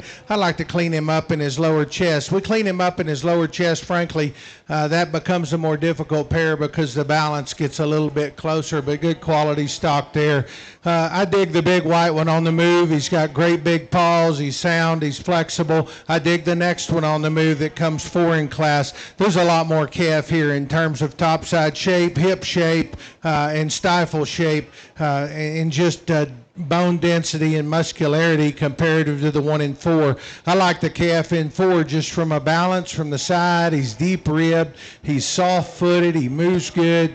Of this top 4, that thing is easily the frailest. He's the most fragile in his bone work. He gives up the most in terms of muscularity. As you read him pin set to stifle and his curvature to his quarter, he stays square and maintains squareness as he goes. I just want to stouten him up, both at the service as and he goes away from me from a muscularity standpoint. Big backed one comes next in class, gets a little unbalanced comparative to those up front. Not quite as sound and comfortable out of his skeleton. Round out the class with one that's big and extended. Reality is it comes at a cost. His shoulders forward, his knee sets forward. He doesn't go good enough. He's not as practical in terms of his skeleton or his muscularity compared to those out front of him. Put your hands together for those young people. Here's your results from that class. 6th place is going to go to Caleb Bangert. 5th place, Cooper Ocker. 4th place, Clara Auctioner. 3rd place, Becca Oliarnik. 2nd place, Tatum DePorter. And 1st place, Carly Kristen. All right, we're going to go into our Continental Drive here.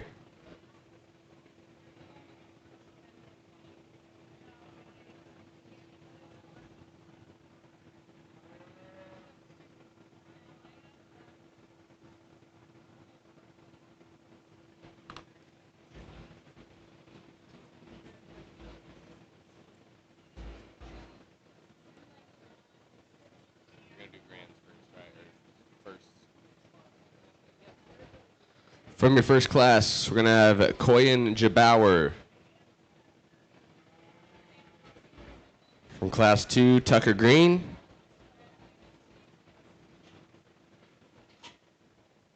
From class 3, Riley Joseph.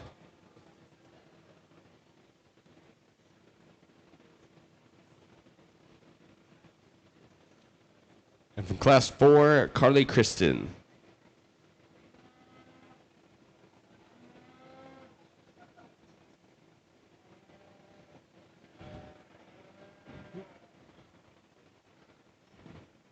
Following them, we're going to have Owen Auctioner from class 1.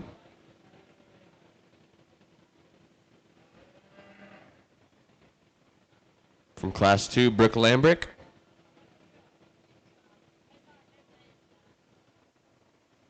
From class 3, Kizzy Reinick.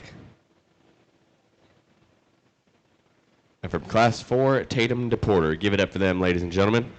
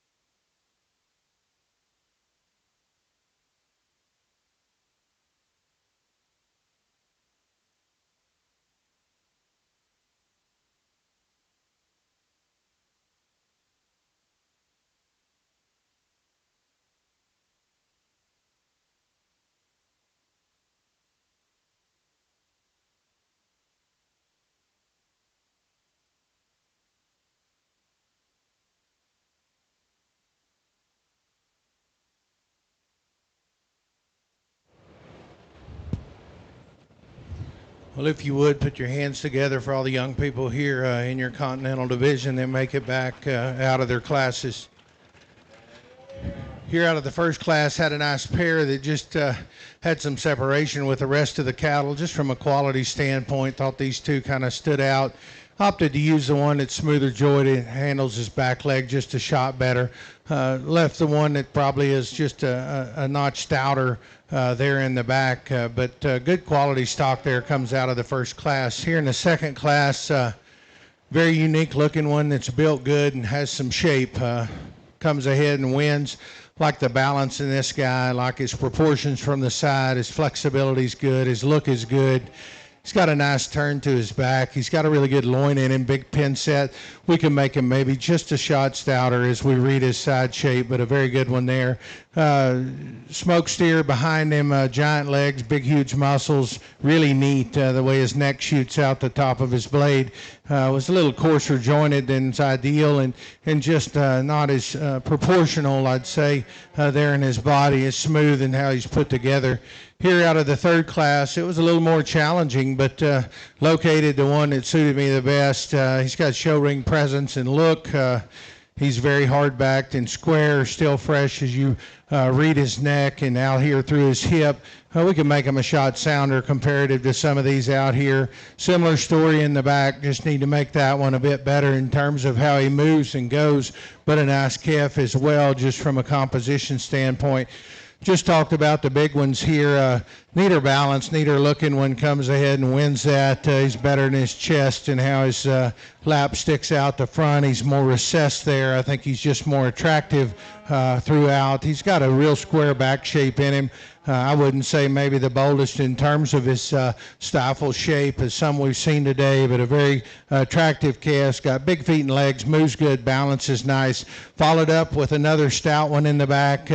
Needed to maybe change his rotation out of his knee ever so slightly, and I just want to tuck his chest up into him just a bit as well. But very, very good stock out here. My favorite in this particular grouping comes out of that last class. That young lady will have your champion. Young man there out of class 2 is going to have your reserve.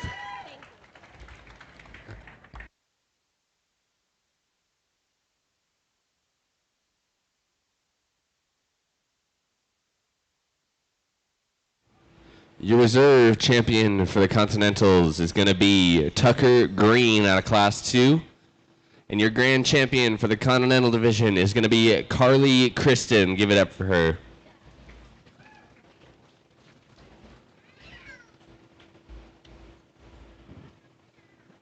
In the ring next is going to be your Market Heifers.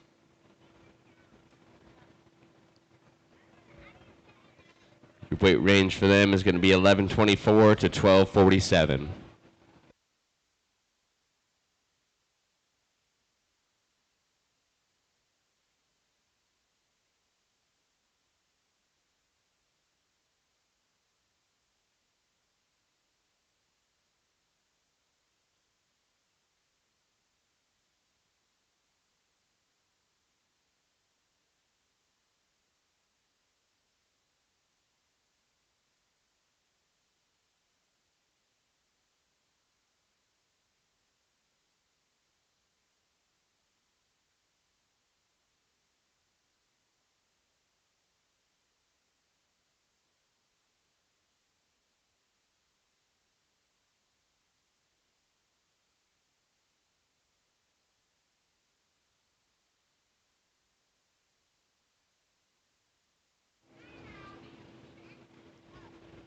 Once again, I'd like to thank all y'all for coming out and watching. I know it's hot, but I also know all these kids have worked their tails off, and they really appreciate y'all sitting out there and watching. So thank y'all for coming out and watching.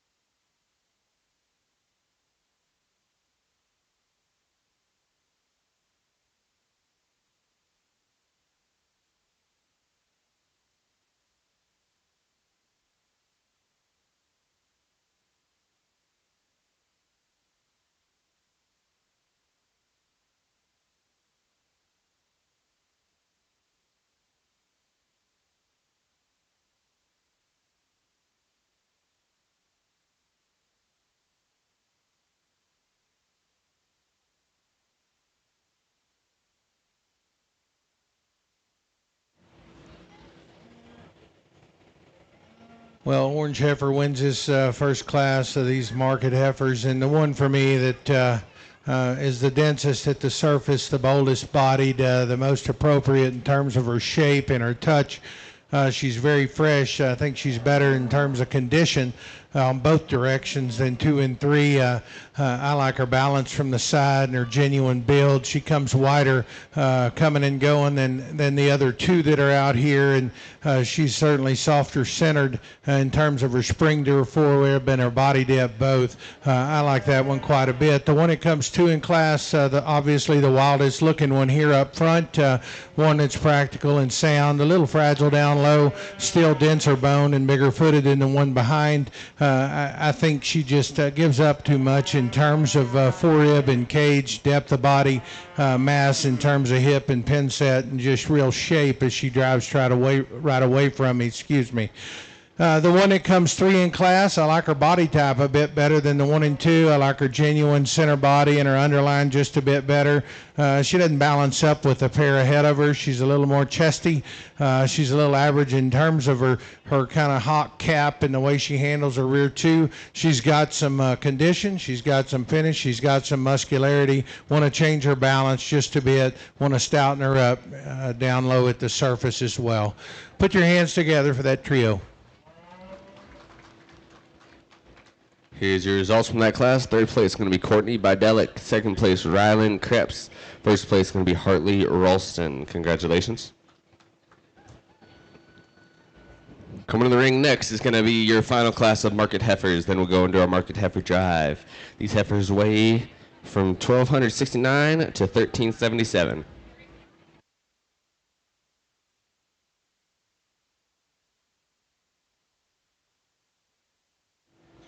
Following this, we'll do our market heifer drive and then go into our grand drive.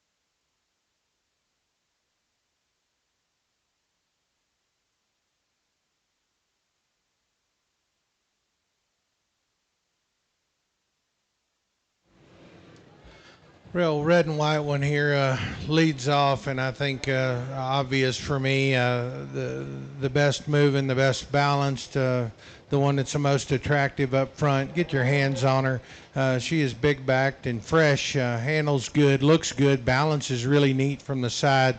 She's better in her lower chest than the one that comes second. Certainly better hip than 2 and 3 both, and I think the most practical in terms of how she moves and her mobility out of her rear 2 and her squareness in this particular class is unparalleled. Probably the biggest bodied and maybe the freshest backed one comes 2 in class. Young man's done a heck of a job of getting this one fed. I realize the haircut's not as sharp as the ones on both sides of her, but the reality is her tail head sets in her better, her squareness going away is better, her back leg coordination, stability, and her comfort level at her rear 2 is better than the one that sets in 3. Heifer comes in 3s, big back, shapely. I think her cut ability fits in terms of her maturity. She's a little out and down in terms of her chest. I want to change her tail head. And as you watch her move, she wants to just climb up her back pasterns a bit. We need to lengthen her hip, tuck her back down her tail head, make her rear 2 just a bit more comfy. But good quality stock there. Let's congratulate the kids. Here's your results from that class. Hartley Rolston, third place. Second place, Riley Mann. First place, Becca Ollie Arnick. Coming to the ring next, this will be your Market Heifer Drive. Your Market Heifer Drive.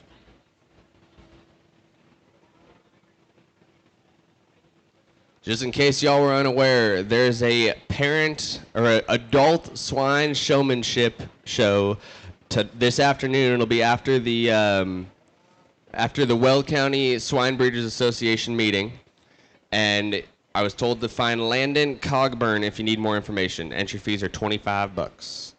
Coming to the ring now will be Rye. What are they doing?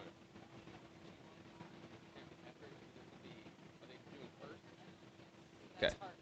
This will be Hartley Rolston coming to the ring, followed by Becca Oliarnik.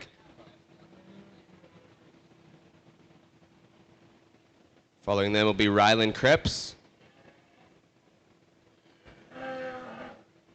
and Riley Mann.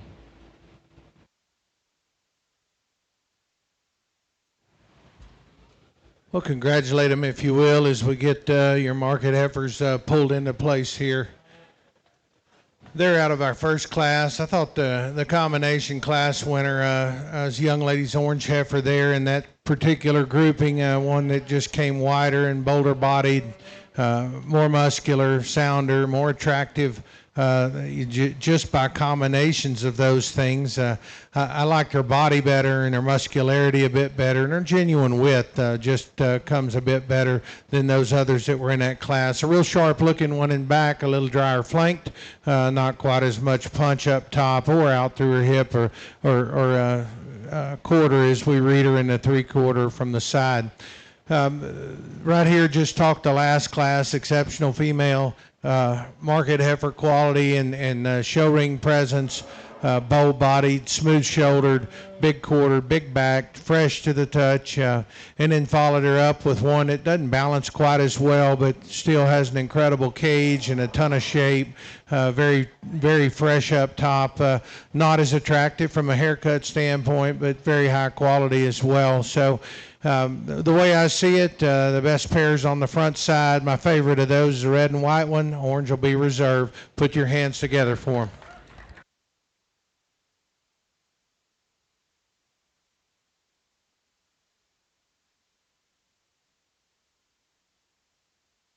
Your reserve champion for your Market Heifers is going to be Hartley Rolston.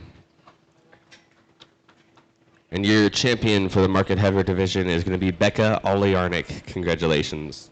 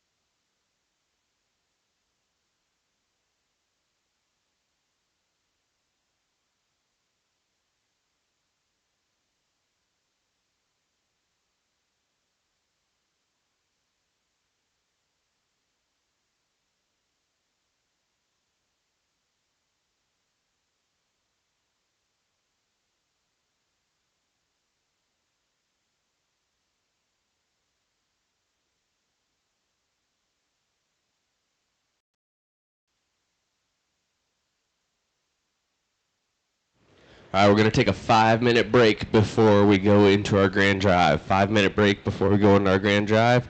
So we will get started about 12:40 for our grand drive. 12:40 for the grand drive.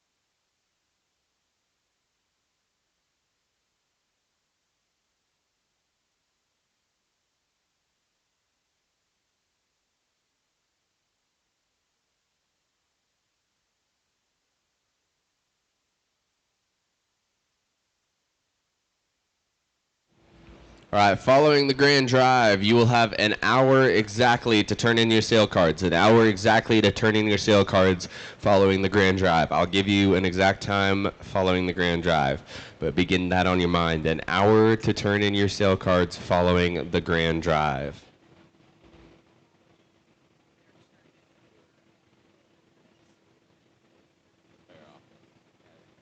You'll be turning your sale cards in at the fair office. So if you are wanting to turn in your sale card, you have an hour to turn it in to the fair office following the grand drive.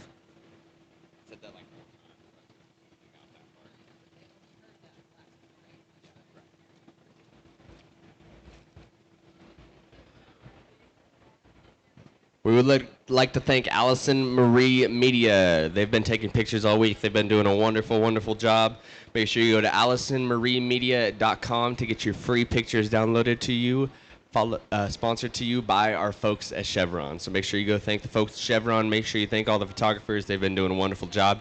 We've also got Ringside live streaming. So if you are unable to make it to a show or you got friends and family that would like to watch the drive, make sure you send them to ringsidelive.com or Ringside Live on Facebook to watch the live stream.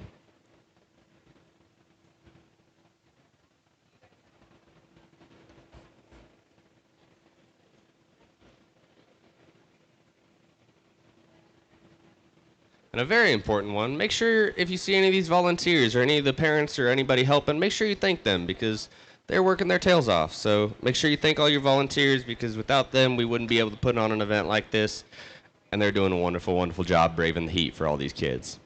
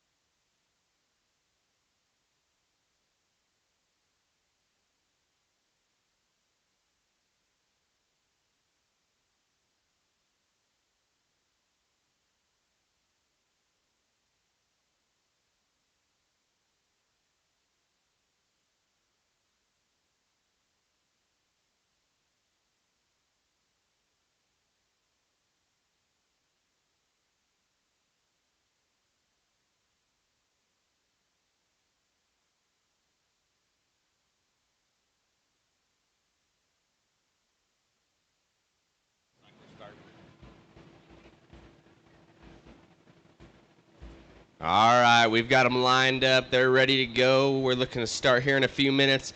Once again, give it up for these kids. They have worked their tails off, and they have done a wonderful job bringing you some amazing, amazing cattle. So give it up for these kids.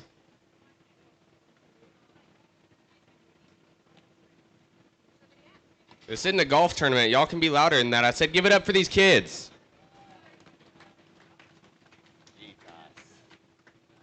All right, your grand champion from the body clip division, we have Tatum DePorter. Your grand champion from the crossbred division, Dylan Stone.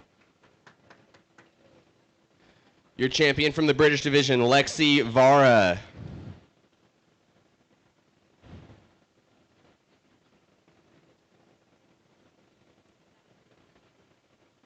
Your champion from the Continental division, Carly Kristen.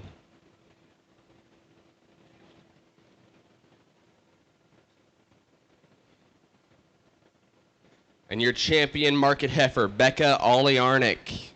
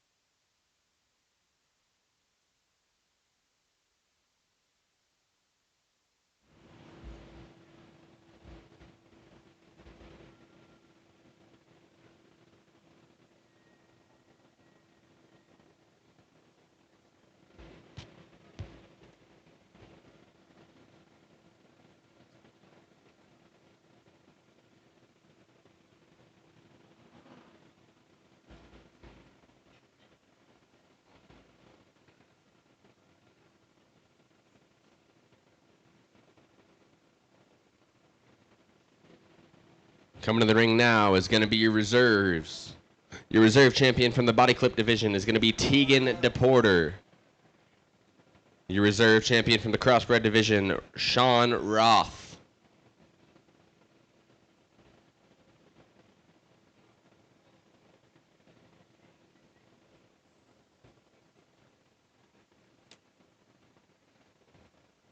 Your reserve from the Continental is going to be, or from the British, Tanner Krebs.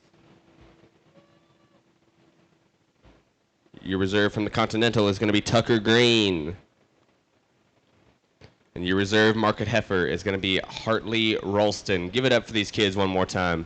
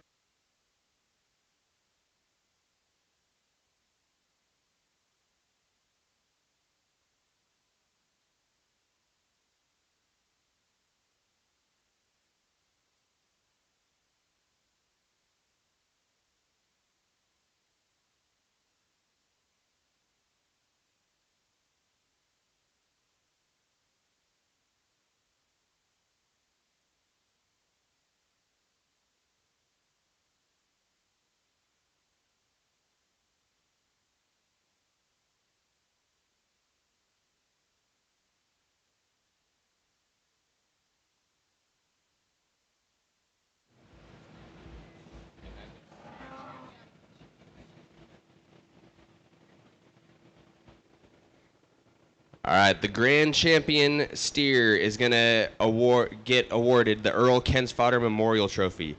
The Earl Kensfodder Memorial Trophy is a 100-year traveling trophy presented to the exhibitor of the grand champion steer at the Weld County Fair in memory of Earl Kensfodder.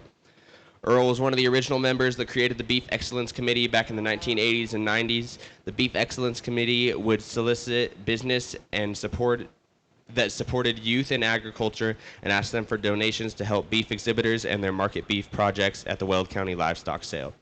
Earl had a passion for exhibiting market steers at the Weld County Fair. His name is on the traveling trophy many, many, many times.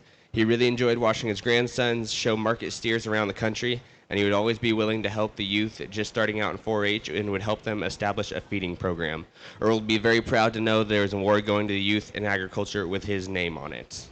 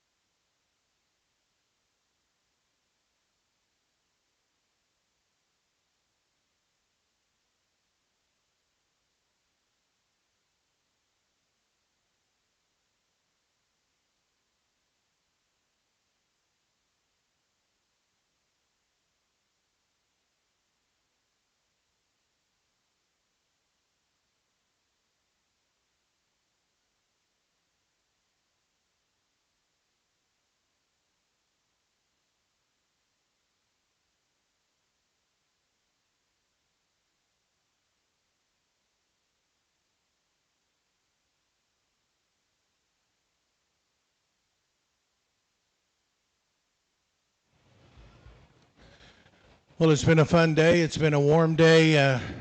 I've enjoyed myself thoroughly. I appreciate the opportunity to come here to sort, to evaluate, put my eyes on your cattle today.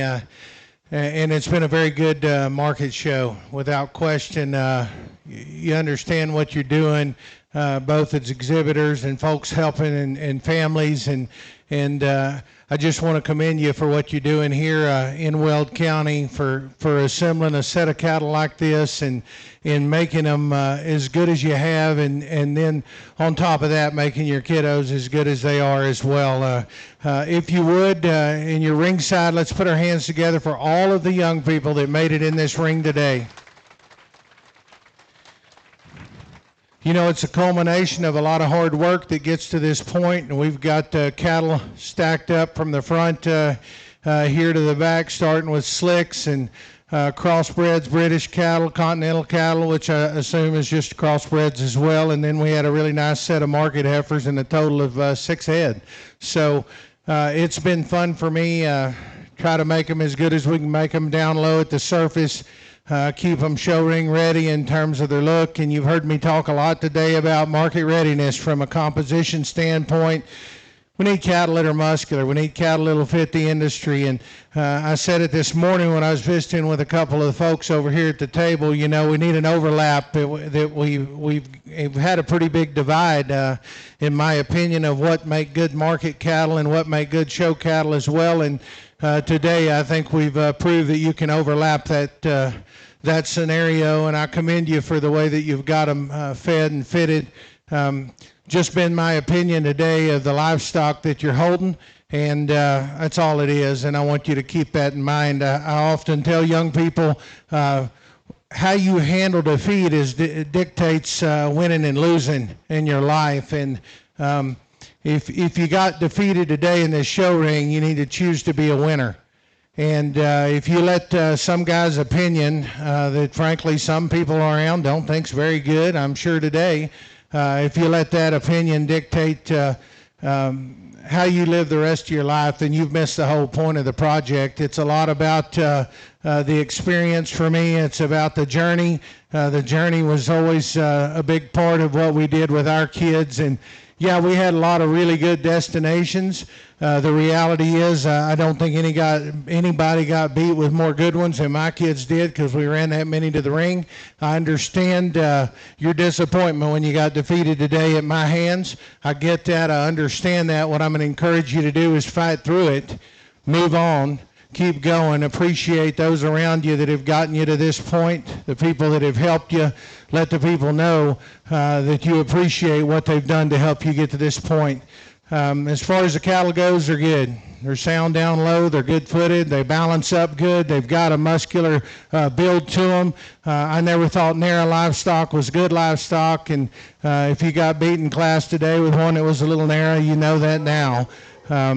Once again, I want to just say thank you to all the folks that made this possible, the ring help here. And, hey, they're not all out in the ring. They're in the back. They're in the barn helping, getting cattle across, getting them lined up, making them get in line here. And then, of course, my folks up here at the front, administration, all the volunteers. And it just wouldn't be fair if I didn't talk a little bit about your sponsors that you see around the ring.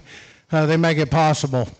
And support sponsors, not just with a thank you. You need to do that, but show them you thank them with your business as well. You couldn't have what you have without them.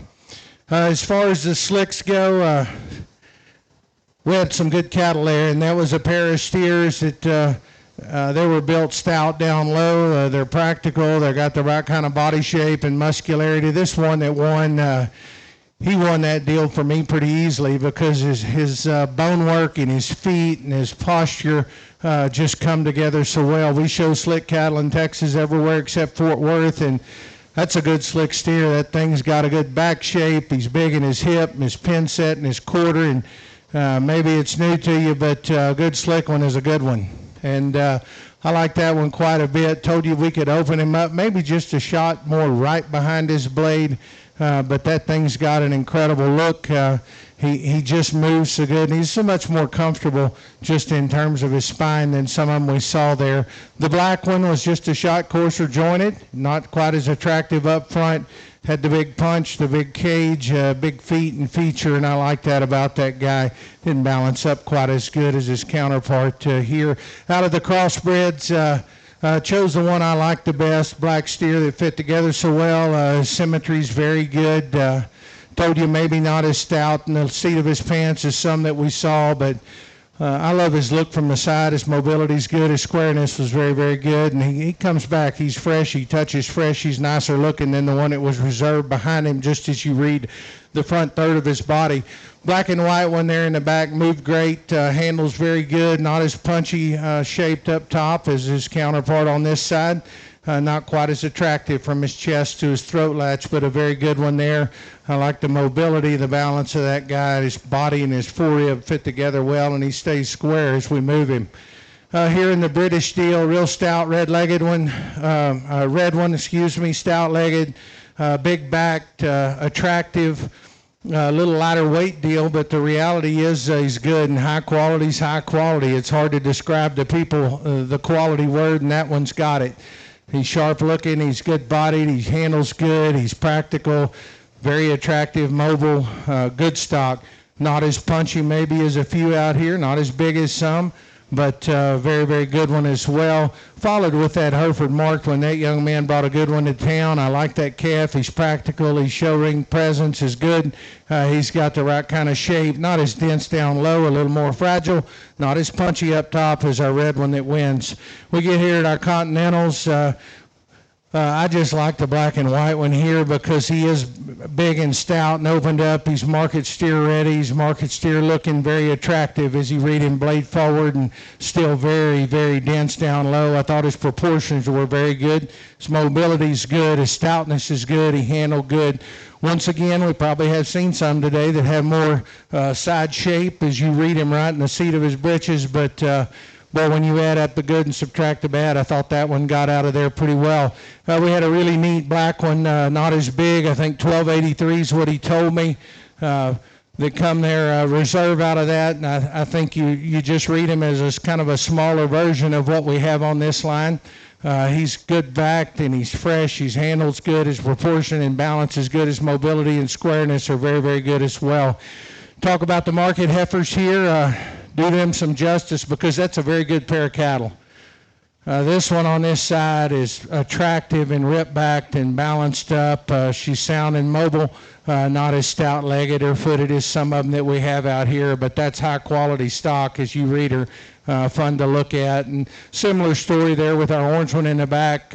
Sound, carries a little more set in her rear leg as she goes and not quite as good in her lower chest as our division champion, but very, very good as well. So that's how I see the cattle. We had some good ones in the back. We have some that I actually kept out of some of these breed drives that I thought was a close call to be reserved, and they're in the back. I need to see these cattle out here together, figure out where my mind is and where I want to go, and the ones I like the best. Once again, I'm going to leave you with you're doing this for the kids. Keep that at the forefront. Kids, you're doing this for yourself and the other kids. Keep that at the forefront. Make sure you thank everybody that's helped you get to where you're at. Once again, congratulate all the youngsters out here. I think we're going to get a top 5. I'll show you the ones I like the best.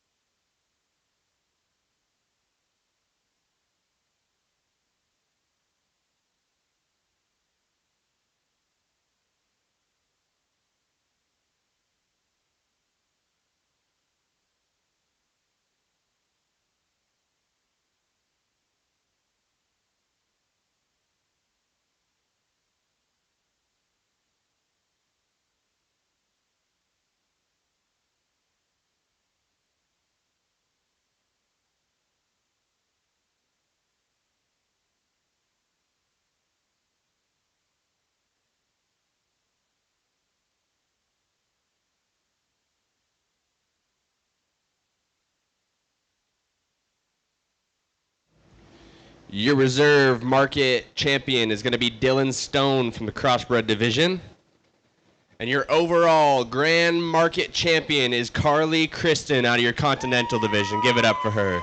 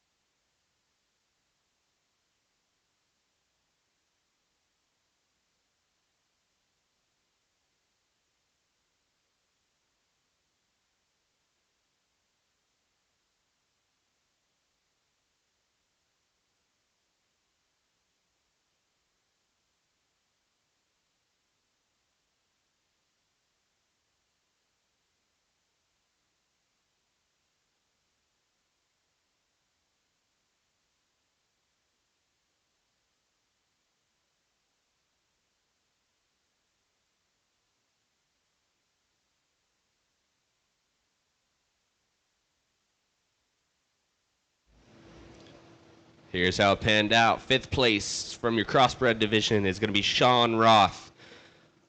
Fourth place out of the Continental Division, Tucker Green. And third place out of the body clipped class division is going to be Tatum DePorter. Congratulations, everybody.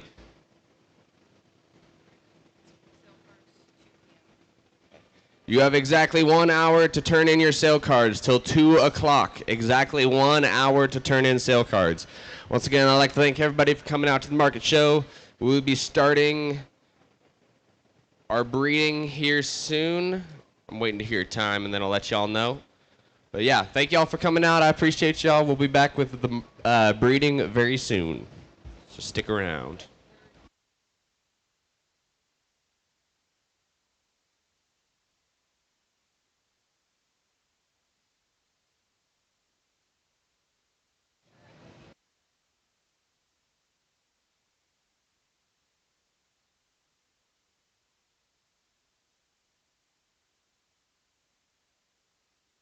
If you are nominating an animal for the sale, go take a picture at the backdrop in the beef barn. If you are nominating one of your animals for the sale, go take a picture at the backdrop in the beef barn. Please and thank you.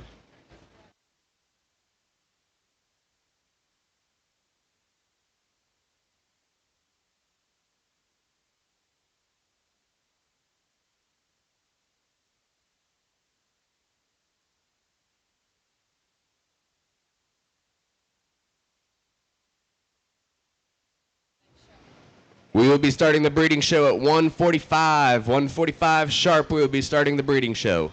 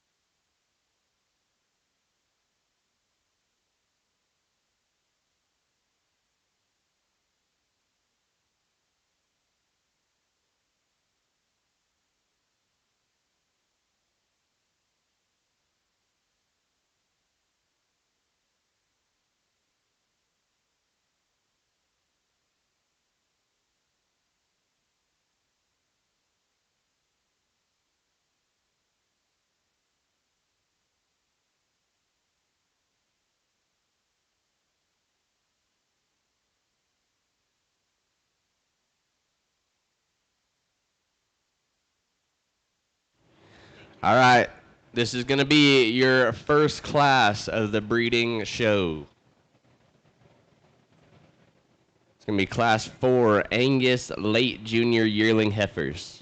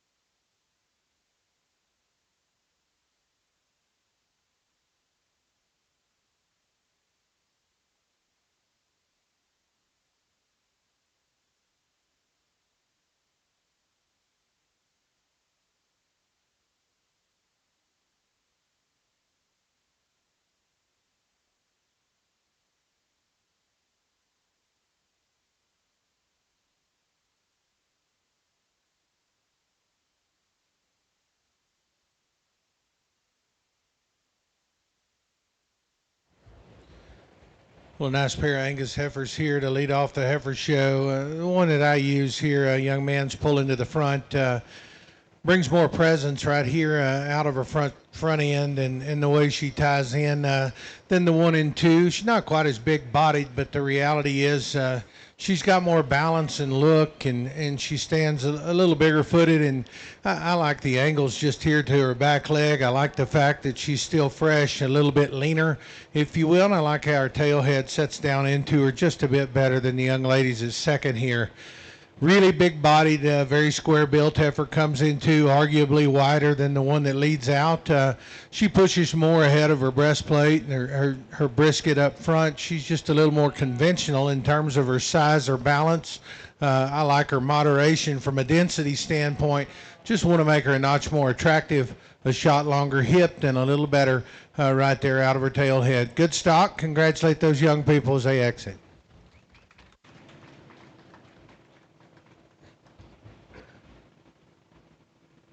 Here's your unofficial placings from that first class. Second place is going to be Mason Cantwell. First place, Joey Patton. In the ring next is going to be class 5 from the Angus. These are going to be early junior yearling heifers.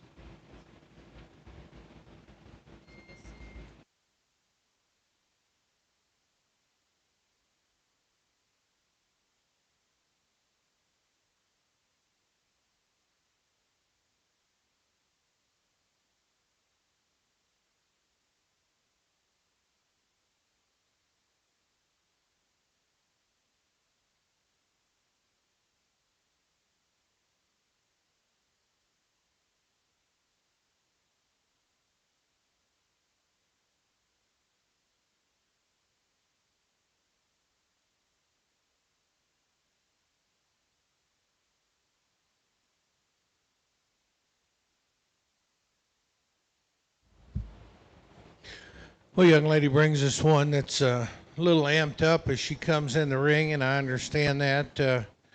They can be that way, and certainly as a single entry, but this one could stand some competition here. Very stout built, wide, square-ended kind of a female. I love her big pin set and her body type. Moderate in terms of her framework, has the cow look in the center of her body. I like those things about her. Young lady gets her here stopped and propped up, and that one's good at the back side of her neck. I just like her squareness, her genuine ability to move, her body type, her big hip and pin set to go with it. How would we change her? We could change her front just a bit right out the front of her chest. We could make her maybe a notch more extended up front, but that's picking on one that's built really good at the surface, awesome in the center of her body. Let's congratulate her as she exits. First place in that class is going to be Morgan Cantwell. Your next class in the ring is going to be class 6 senior yearling heifers. We got Cattle for Kids with us today. Cattle for Kids was started in the 2000s, founded by Keith Russell, Kay Cornelius, and Roy Wardell. These amazing individuals saw a need to support all the breeding kids. With the support of so many donors, they found a solution. Cattle for Kids is a three-part program. Prize money is given to each entry. Everyone leaves a little bit of spending money. The cow calf incentive is a $200 award, and it's awarded to any exhibitor that brings their heifer back to the Weld County Fair with a calf at her side. This is issued once per animal.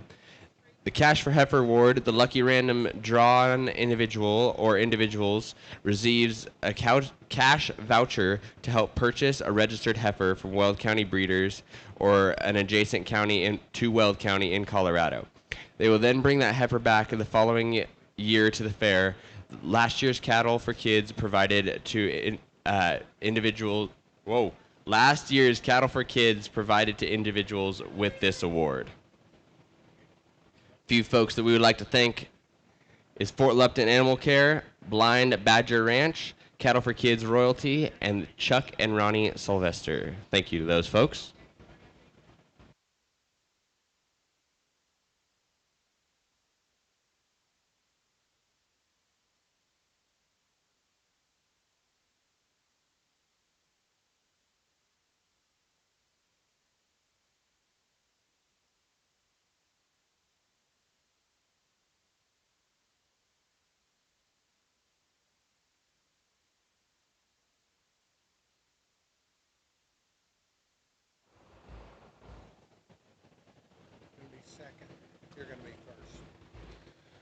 Well, a nice pair of Angus heifers come in this particular class. I opt to use a young lady's heifer up front. I think one that just ties better in the way her neck comes ahead of her blade and in terms of where it sets at her top line.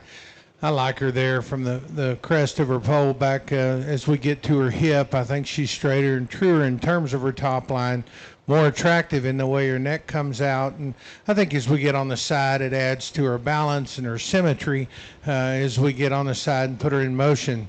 If we want to change her up, we could make her just a shot bigger in terms of her foot size and could pull her pin set out and give her a little more shape as we just read her from a width standpoint, but a very neat one there that comes ahead and wins. Young man's got a very good body heifer that's sound and practical, not quite as big in terms of her framework, not as smooth in the way she's organized right down her top line. We get out front of her chest, we'd like to just tuck her back in and clean her up a bit, smooth her up from the back side of her neck across her blades and back to her hip. But a very neat one there as well. Young man brings very practical and functional in her foot and her bone work. Let's congratulate her on a nice pair.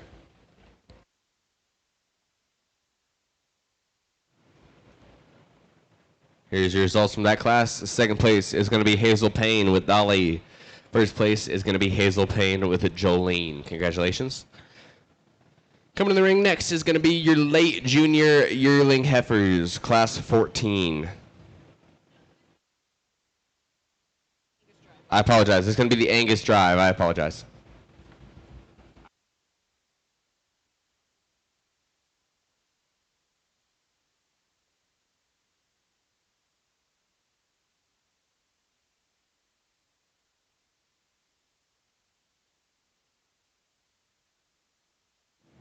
And your Angus Drive is going to be Joey Patton, Mason Cantwell, Morgan Cantwell, Hazel Payne, and Hazel Payne.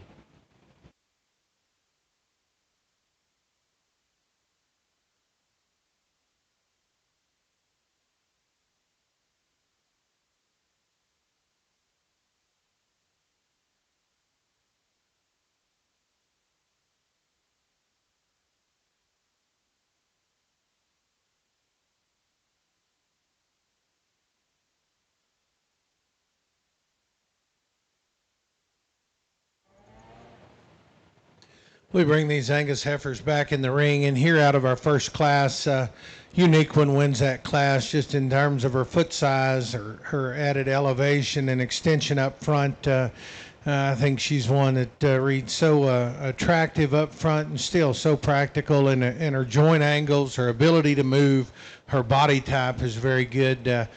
If we're going to pick on her, we can strengthen her behind her blade just a bit. And as we set her in motion, she wants to roll her hip or overreach underneath just ever so slightly, but a very good one there out of that class. That 1 second out of that class is really good as well. Square, big-bodied, kind of a female, very broody in terms of the way she's organized. Not quite as attractive as our class winner. Need to extend her more out of her front of her skeleton and tuck her back into her chest just a bit comparatively, but a very nice one. We had the single entry heifer that came out of her class, brute cow look and body and flexibility. One that's stout down low and just got an incredible squareness to her. I love her body type. Her moderation is good, and yet she's still so flexible. It fits together. How do we change her? We can make her just a shot more attractive out front. We can tuck the top of her ridge line on her tail head down just ever so slightly. But there's one that's built exceptionally well, flexible, square, big pinned, and very, very dense. We just talked about the last pair out of that class. Used a more attractive heifer that's more elevated and just neater looking, smoother right down her top line than the one that comes second. Good bodied heifer in two, one that just gets a little plainer up front. Not as good in terms of smoothness from her pole back to her pin set, but very neat kind of cattle that we have. My favorites come out of the first class. Those will be your champion reserve. Let's congratulate them.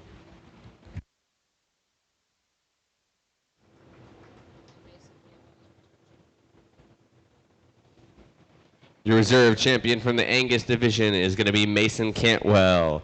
And your grand champion from the Angus division is going to be Joey Patton. Congratulations.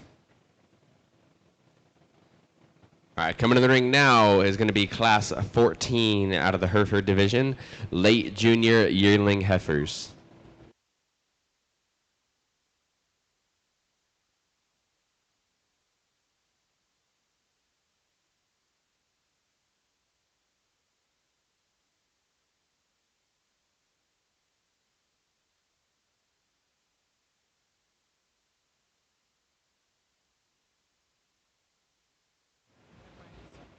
Cattle for Kids is celebrating their 27th year. Without the generosity of so many individuals, this would not be possible. Cattle for Kids is in those 27 years have averaged giving to the kids $7,500 a year in prize money, including cow-calf incentives. They've given more than 40 cash for heifer awards.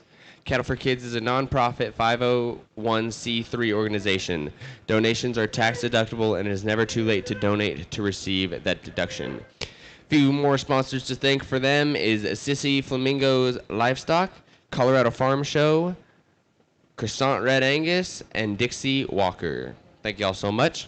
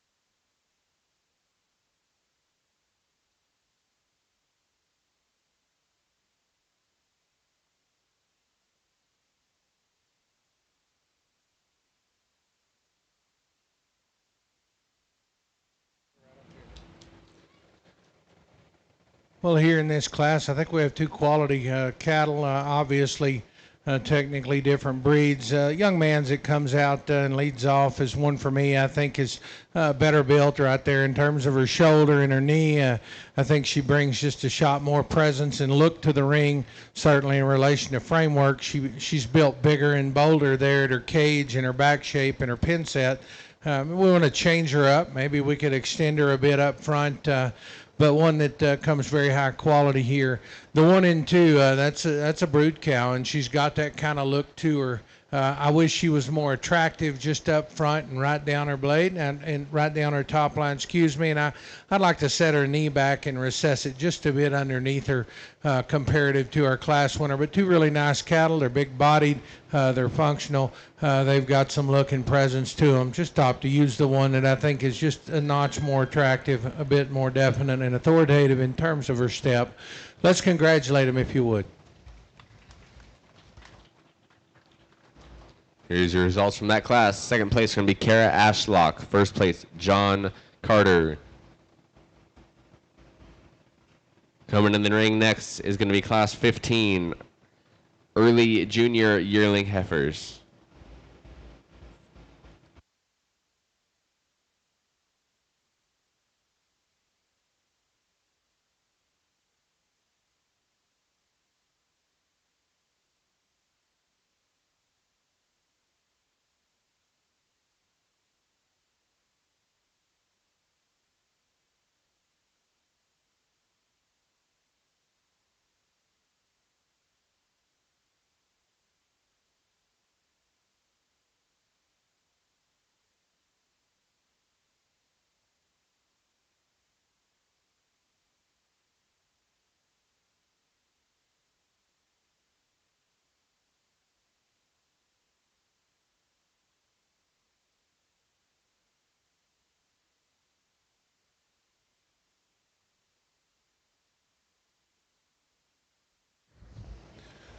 Well, a nice single entry female comes here, the young man brings, and one that's exceptionally attractive just as you get on the side of her in terms of her neck set, her top line. One that's built very good looking from the side. I like the profile in this female. Joint angles read pretty good for me as well. I think she's got the right kind of angle and set and comfort there, particularly out of her rear pastern. To the world of cattle comparatively, I'd like to open her up and make her a shot wider as we read her coming and going, and just open her cage and give her a shot more spring to her rib cage. But a very nice one there, one that certainly merits a visit in terms of profile, look, and balance from the side. Nice stock. Congratulate him if you would.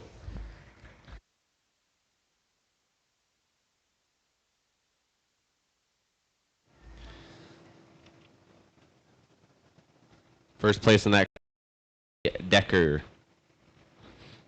Coming to the ring now is going to be class 16, senior yearling heifers.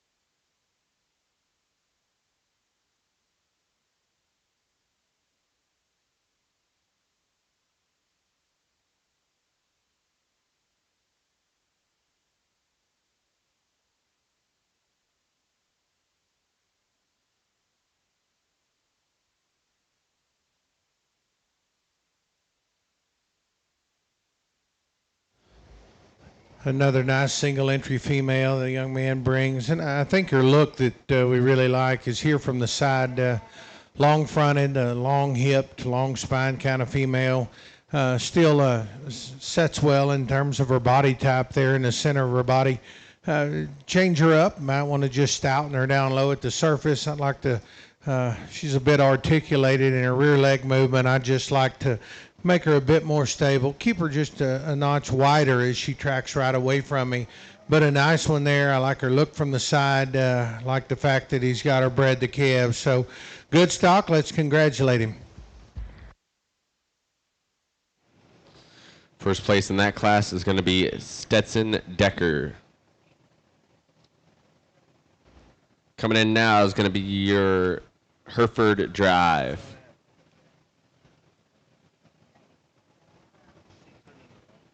From class 14, John Carter.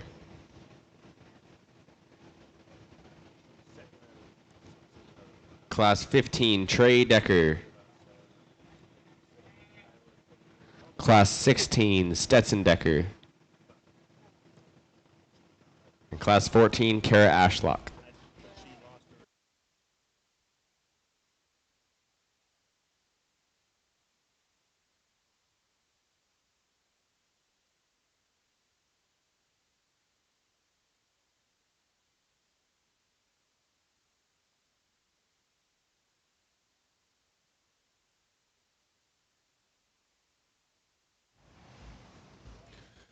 Well, good cattle we had here in the Hereford division. Out of our first class, opted to use the young man's mini heifer, the one that is so wide and dense and square and still attractive in terms of how she's assembled.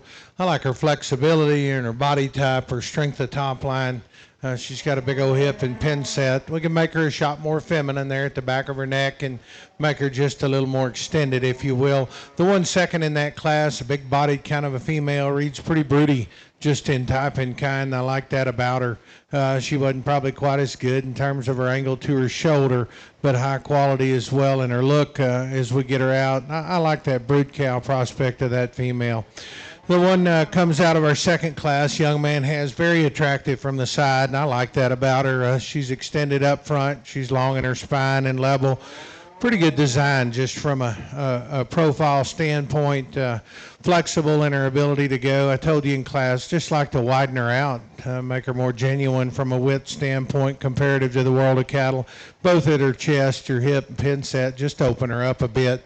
Just talked about the last one, a nice bodied kind of a female, very long spine, very, very long hip. Doesn't handle her rear too quite as good as what we like to see out here. Just want to make her more stable in the way she sets her hock and rear pasture. And I think it gets pretty close out here just amongst a trio of them.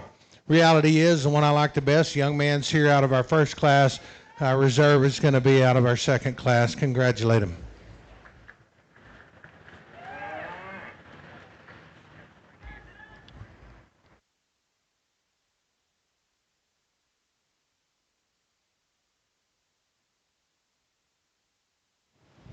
Your reserve in the Hereford division is going to be Trey Decker, and your grand champion from the Hereford division is going to be John Carter. Congratulations.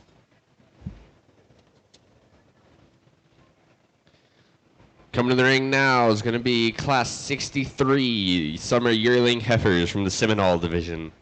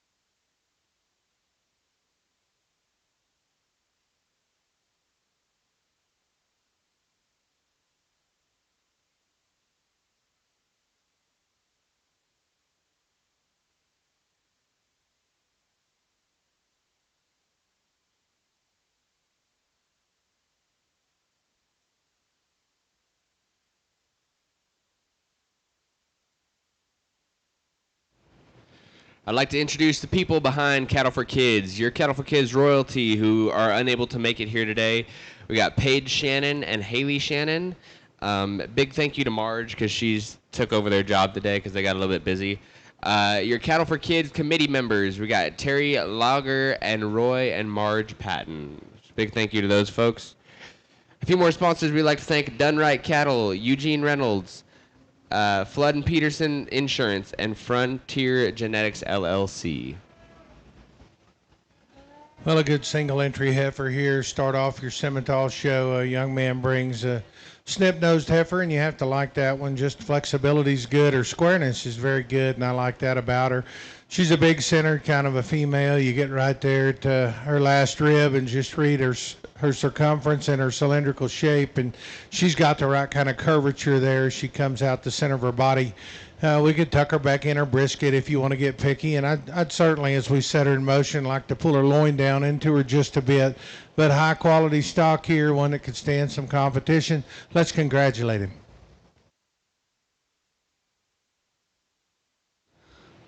First place in that class, Easton Hill. Coming to the ring now is going to be class 64 Simmentals. This is going to be your late junior yearling heifers.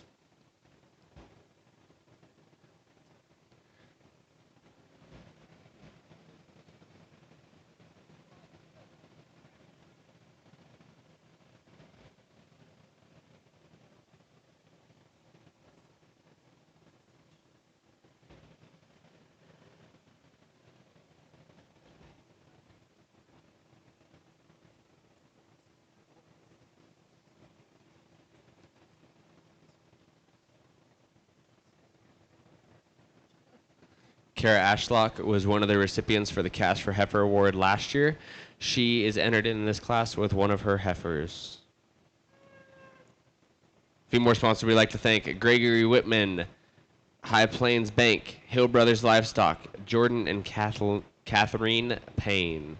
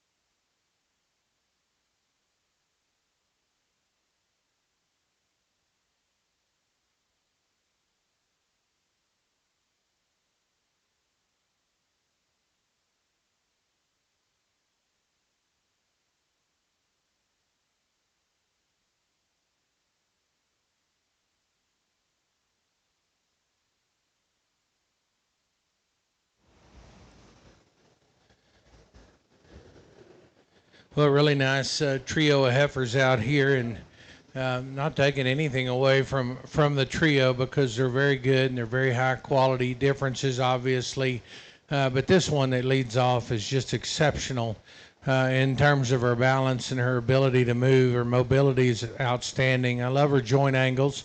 I think she postures up so much better in terms of her hock and her rear pastern.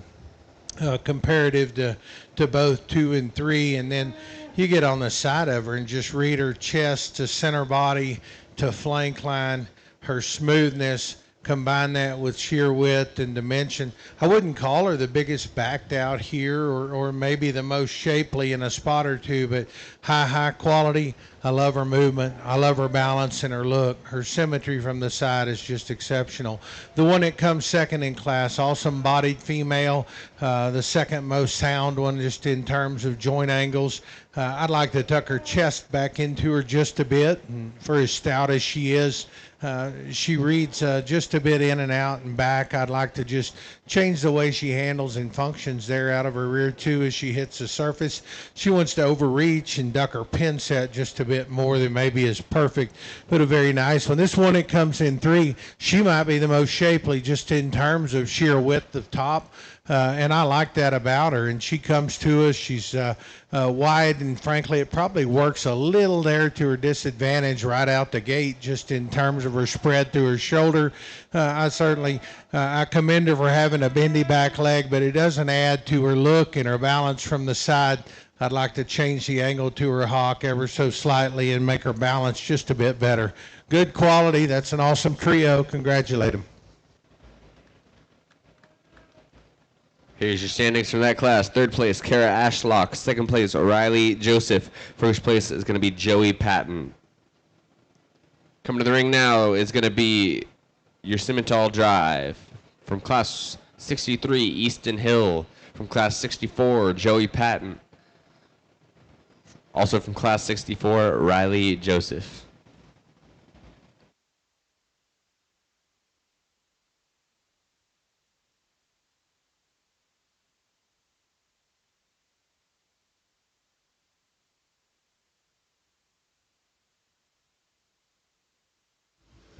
We had a nice class winner here out of our first class, and she's sound, she's practical, she's good-bodied, she's really neat-necked. She's got a little more chest out front, and I told you that, maybe than where we want to be from a balance standpoint there, but she's got a really good back leg, and she's super comfortable, and one that also is exceptionally bold.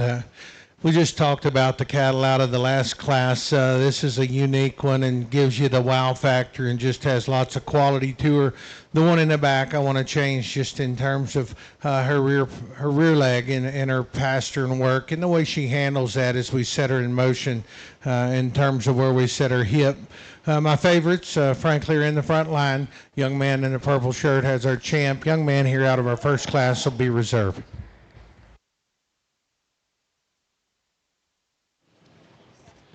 Your reserve champion is going to be Easton Hill, and your grand champion out of the Simmental division is going to be Joey Patton. Congratulations. Coming to the ring next is going to be class number 73, the Maine Anjou Summer Yearling Heifers.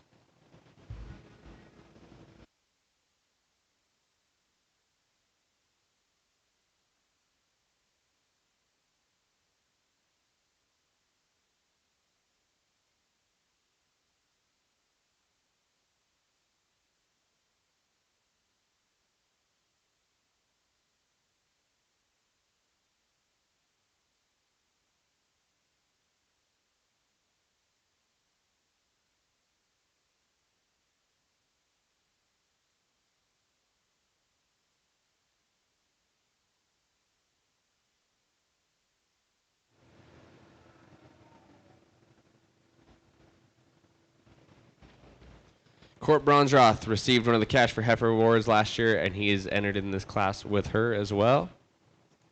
A few more sponsors we'd like to thank: Kanzler Farms, Keith Russell, Curtis and Ange Bauer, Jason and Tara Lambrick. Thank you guys so much.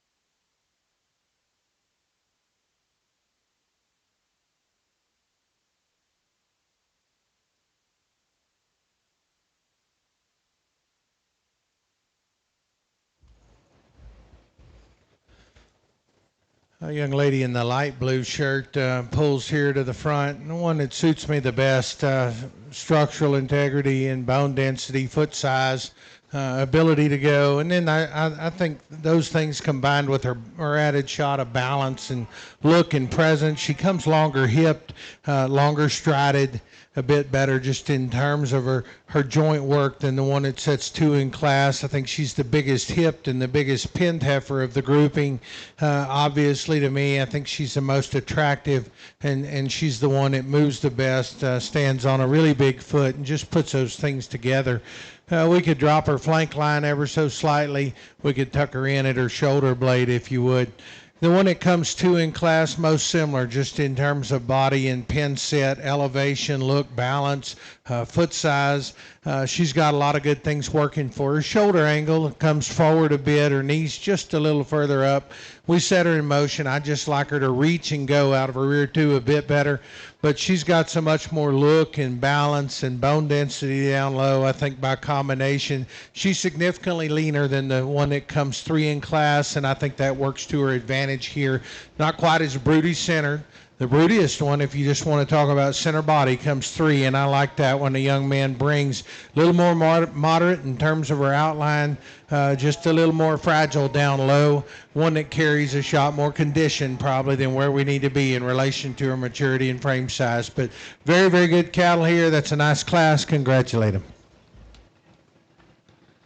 Here's your placings for that class. Third place going to be Court Bronzeroth. Second place, Riley Joseph. Third place, Haley Walker. Coming to the ring next, going to be class 74 of Maine Anjou's late junior yearling heifers.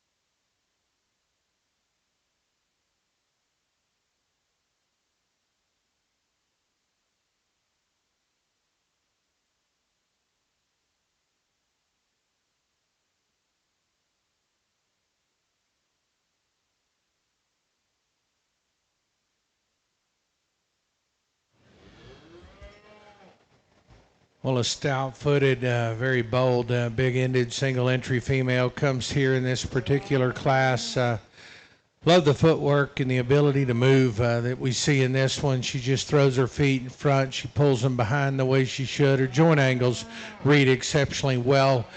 We could make her a shot more feminine maybe up front, if you will, and young lady's getting her loin there. She wants to roll her loin up and just duck her pins ever so slightly, but a very good one that can stand some competition. Awesome built at the surface, one that's good in her body type as well. Let's congratulate her. She exits.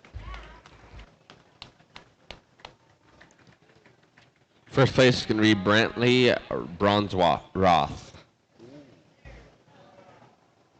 Your next class in the ring is going to be class 75, early junior yearling heifers. Scratching that?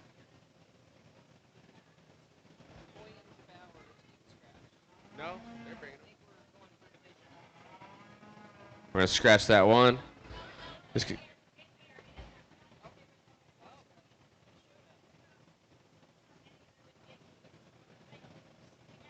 Doing the drive. Okay, we're going to go back to that class. Class 75, early junior yearling heifers.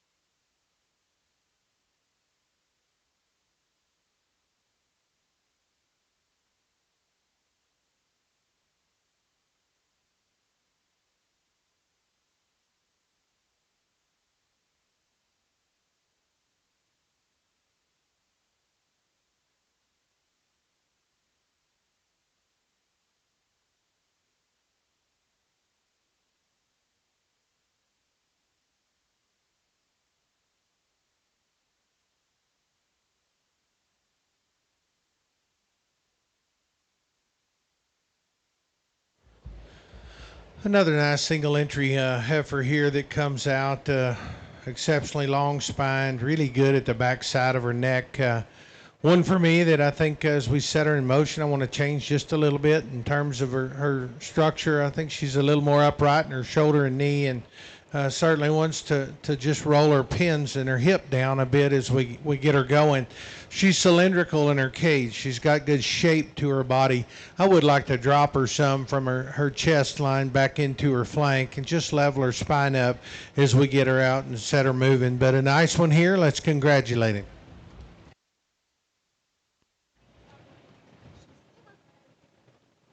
All right, coming to the ring now is going to be your main Anju drive.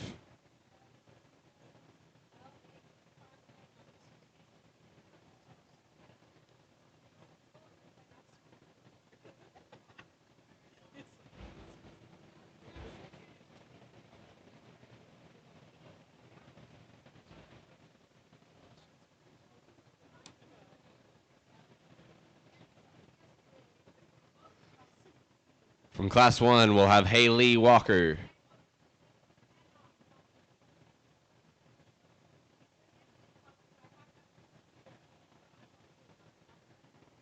Class 2, Brentley Bronsroth.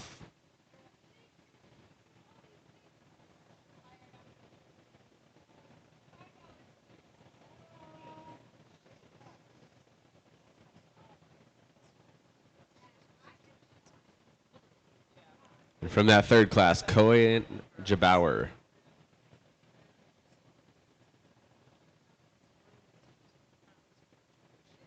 From Class 1, we'll have Riley Joseph.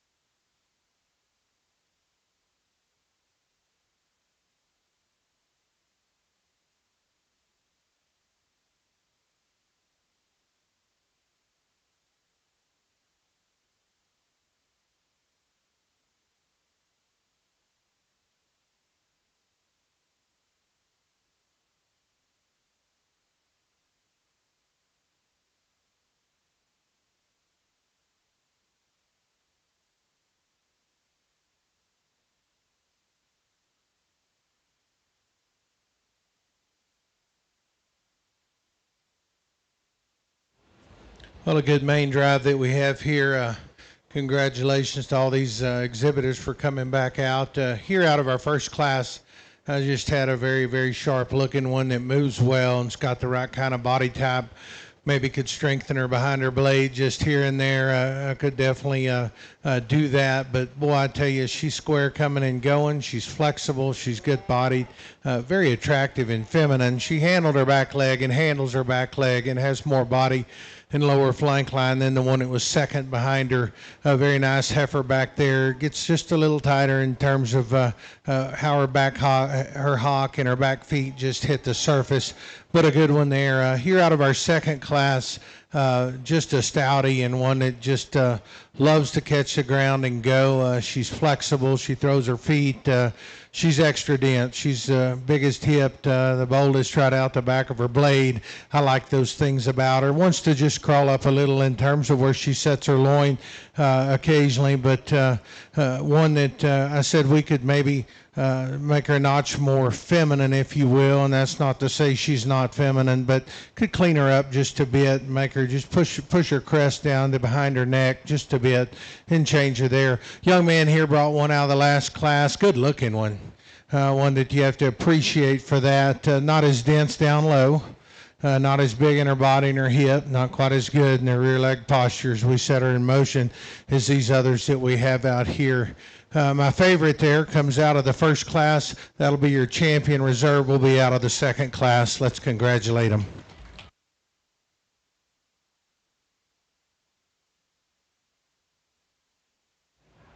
Your reserve champion from the main Anju class is going to be Brentley Bronsroth. And your grand champion from the main Anju class is going to be Haley Walker. Congratulations.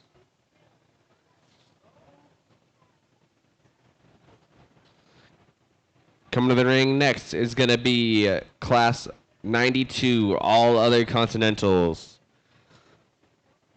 This class will be Senior Heifer Calves.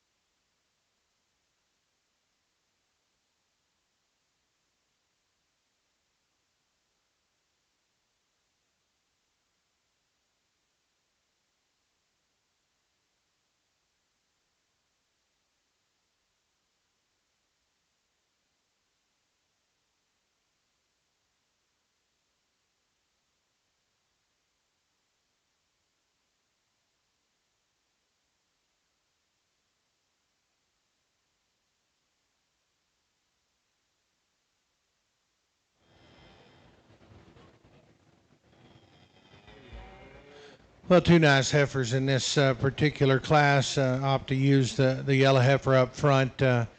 Is one that I think just comes to us more genuine in terms of width and spring and curvature to her rib. I think she maintains a square build and look as she goes right away from us. One that to the world of cattle could stand maybe just on a little bigger foot comparative to the perfect and ideal situation. But in terms of balance and look and body type, squareness, I think she's got a lot of good things working for her. Exceptionally attractive. Young man brings a nice one too. She's sound from the side. She's got a good foot on her.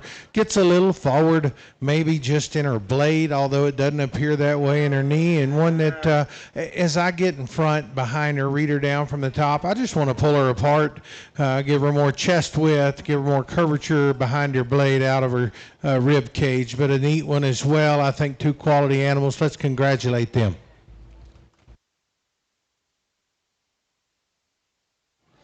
Your results from that class: second place is going to be Tanner Krebs. First place, Faith Johnson. Coming to the ring now is going to be class number 94, late junior yearling heifers out of the Continental Division.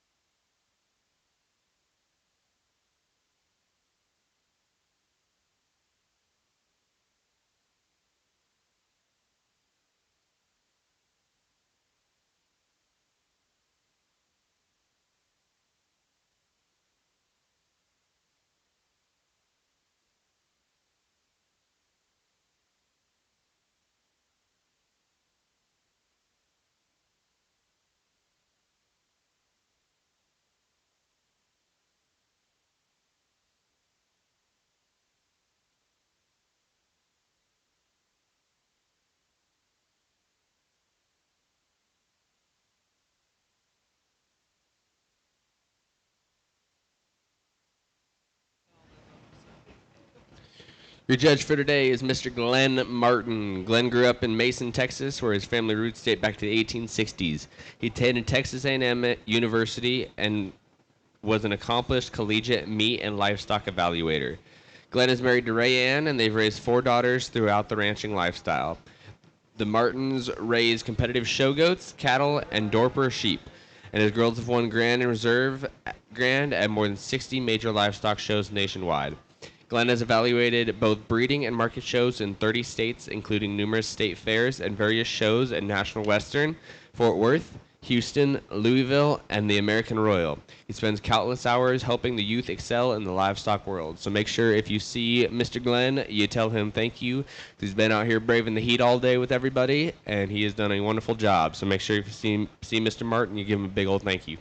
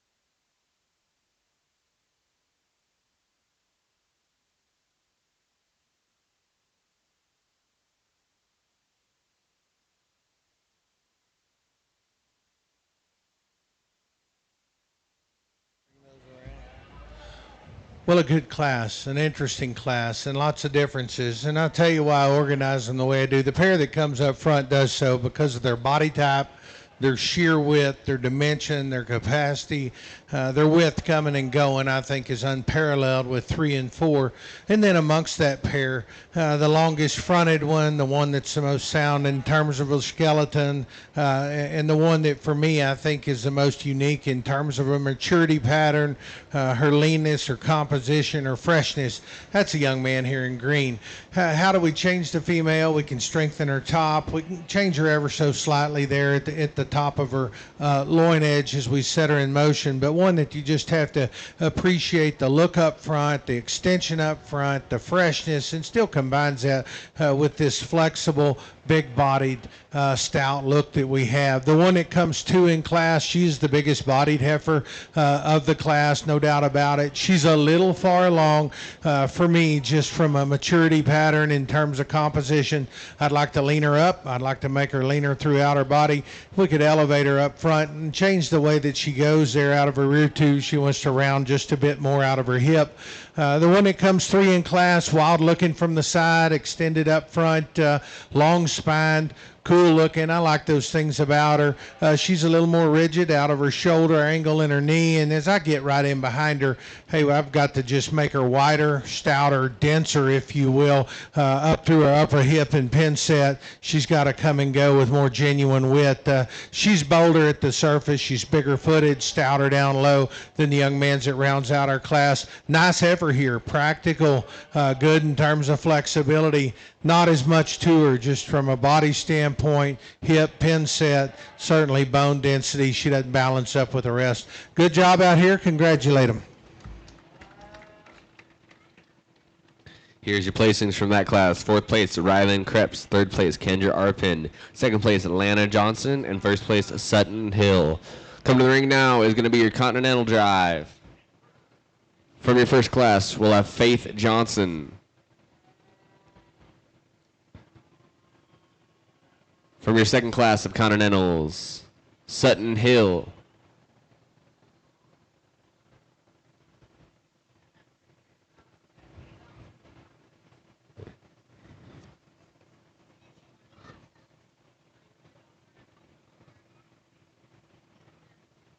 From Class 1, Tanner Krebs. And from Class 2, Lana Johnson.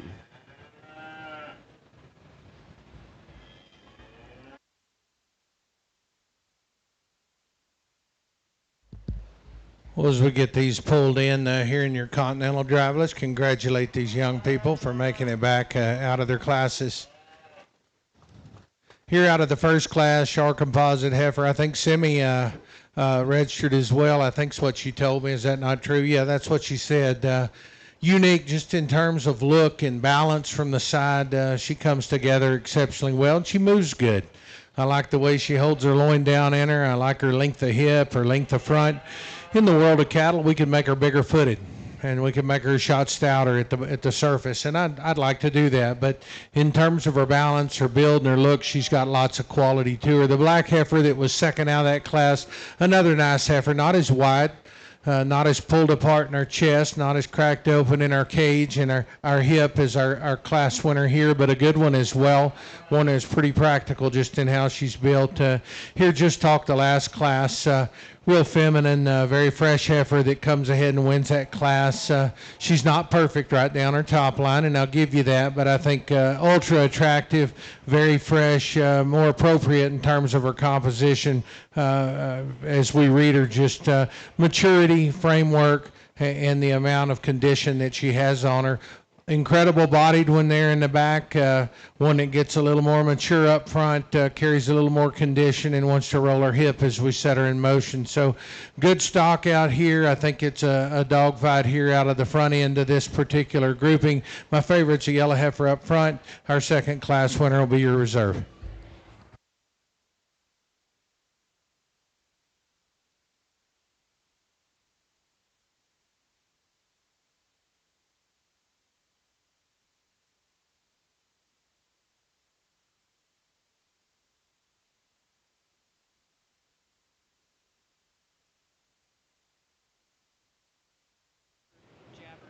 Your reserve from the Continental is going to be Sutton Hill. And your grand champion from the Continentals is going to be Faith Johnson. Congratulations, everybody.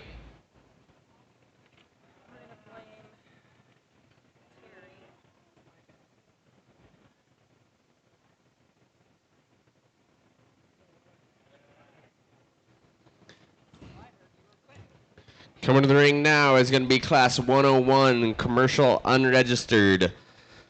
This is going to be the junior heifer calves out of your commercial division.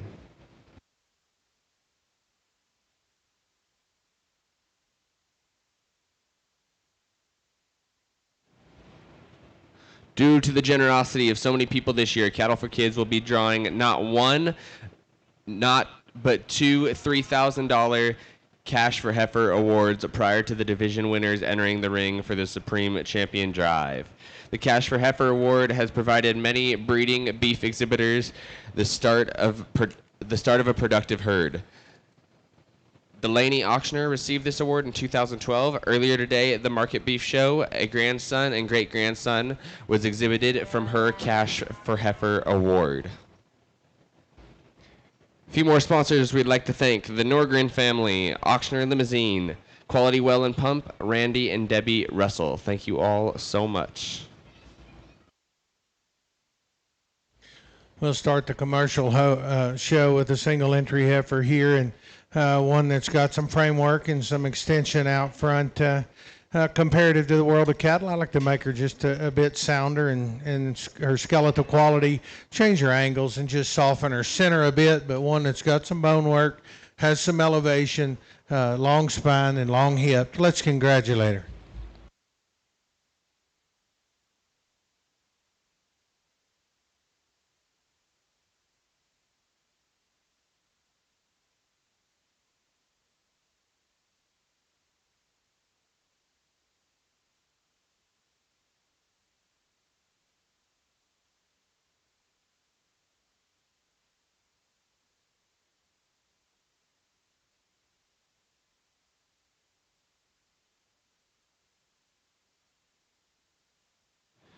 Your winner from that class is going to be Annabelle Kanzler. Coming to the ring next is going to be Class 103, Summer Yearling Heifers.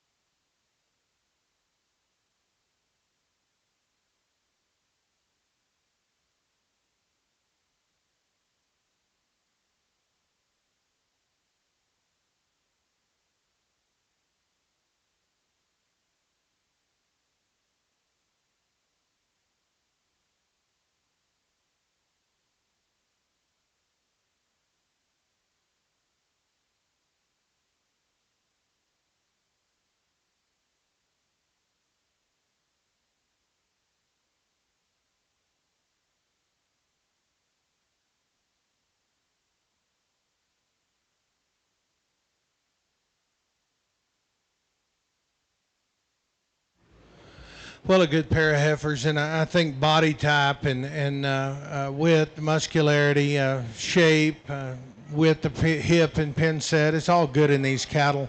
This particular pair, I'm going to use the one that's more extended out front. Balance is a bit better in her chest to neck, and I think compositionally just comes a shot leaner. I like her shoulder angle and her knee just a bit better than the one, the baldy heifer that's 2, and I like the fact that compositionally you can read her chest back to her pones and her pin set. She's just a notch leaner. How do we change her? Well, she needs to be more flexible as well, just in terms of reach to the world of cattle. Frankly, we could stand her on a bigger foot out here. The one that comes 2 is the boldest bodied. She is the biggest backed one of that pair. I love her added shot of width and hip. Works to her disadvantage up front. She gets a little further out in her blade. Want to just tuck her back in her shoulder blade. I want to lay her blade back and make her more comfortable in her front stride. I want to lengthen her and give her more extension there from the point of her shoulder to her jawline, just to make that front skeleton balance a bit better. But that's 2 really nice cattle. Let's congratulate those young ladies.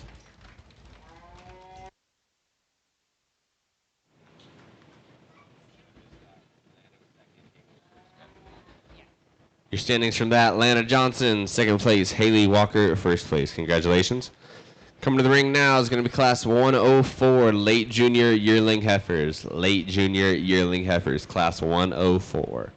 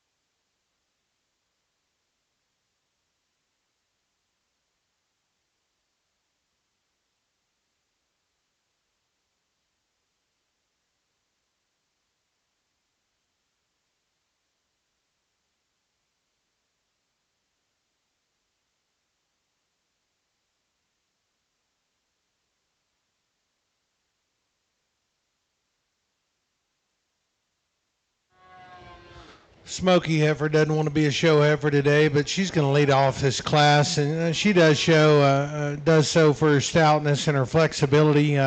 As we read her front skeleton, I like her foot size better and her bone work better. I think her spine shape's a bit better than the black heifer that's going to come 2 in class. We get her propped up, and she's nice and neat up top. She's good in terms of her length of spine and her length of front. I like her foot size a bit better. We need to extend her out of her hip. We need to drop her in her center body and her flank, make her just a little more honest in the way she handles her rear too. But a nice one here to lead off. Young lady's got a bigger frame black one that comes 2nd in this particular class, and I think she's a nice heifer. I like her body type better than the one that leads off, just in terms of depth of body, depth of center and flank. She's got some added quality there. I want to stouten her low. I want to make her more attractive and a little compositionally more correct. I want to change her angle up front here in her shoulder and her knee, and just make her fit together a bit better as we hit the surface up front. But good stock, nice heifers. Congratulate them. 2nd place in that class goes to Cashlin Reinick. 1st place, Jace Adler. Coming to the ring next is going to be Class 105 early junior yearling heifers.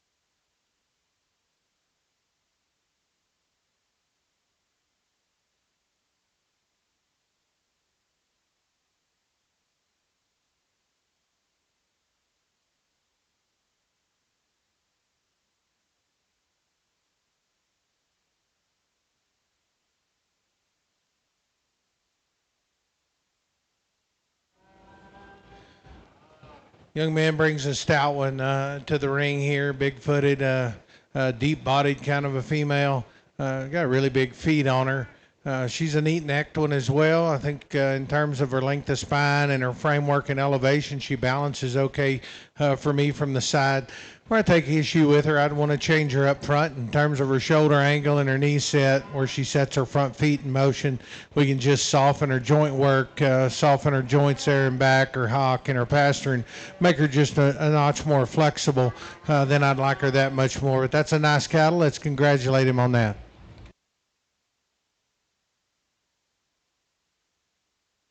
First place in that class, Cooper Ocker.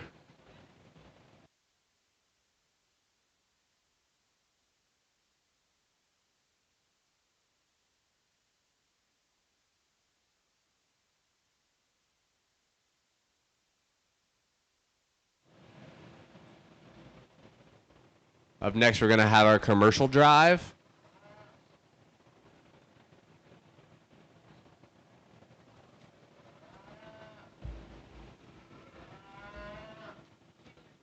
Leading out from your first class is going to be Annabelle Kanzler.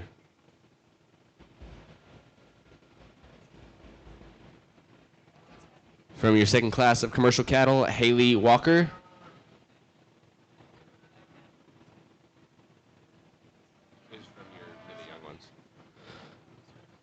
From your third class, Jace Adler. From your fourth class, Cooper Ocker. From class 2, Lana Johnson.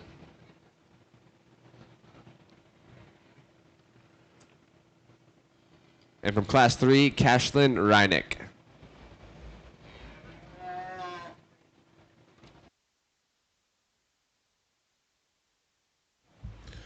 Well, we bring these commercials back out here, and I commend these young people for having their beef project here today and getting their cattle ready.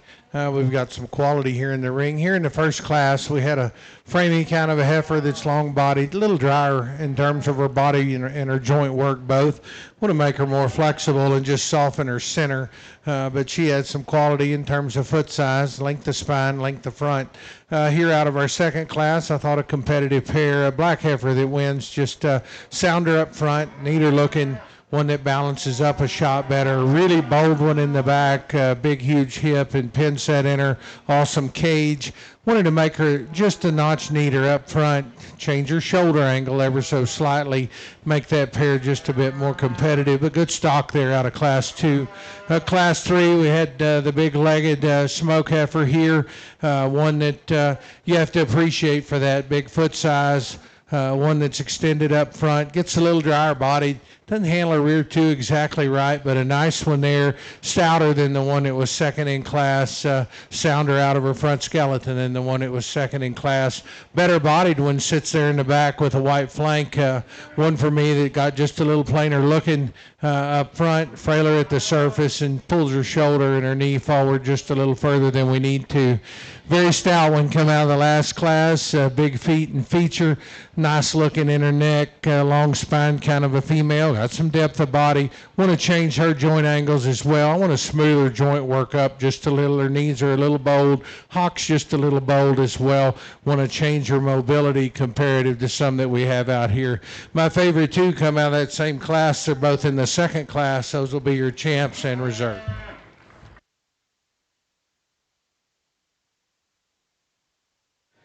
Your reserve from the commercial division is going to be Lana Johnson.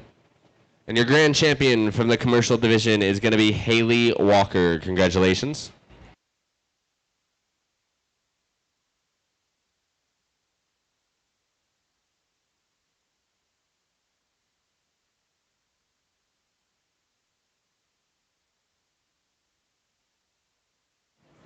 Coming to the ring next is going to be Class 111 registered cow-calf pairs.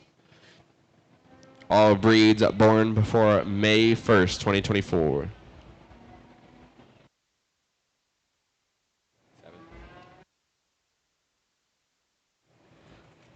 This year, during the beef breeding check-in, 4 exhibitors received the $200 cow-calf incentive from Cattle for Kids.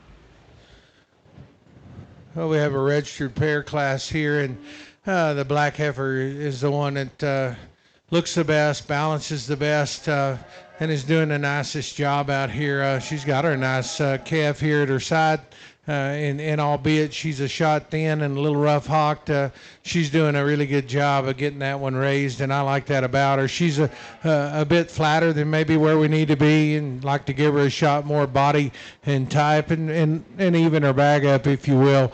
But boy, when you look at what she's doing here at her side, without question, she's done the best job, the nicest balance. And I like it, and I commend you for getting her bred, getting that calf out, and bringing her back here to show. The one that young man here with him, and he comes two in class. Another one that just comes a bit stouter, a bit bigger footed at the surface. I think she's doing a nice job with the little bull calf that she has at side. We could balance her up a bit better comparative to our class winner, but one that I think is raising a quality little calf here at side and doing a good job. Taking nothing away from our one in third. She gets a little more average just in terms of her look. She's got a neat bag. I like that about her. She's done a nice job of getting that calf to grow, and I like that about her as well. We just want to change her from a balance standpoint. If we read her calf at side, want to just alter him a bit in terms of his balance as well. So let's congratulate him. Good show that we have. Congratulate those kiddos for getting them bred, getting them calved, and bringing them back out. Thank you. Here's your result from Class 111.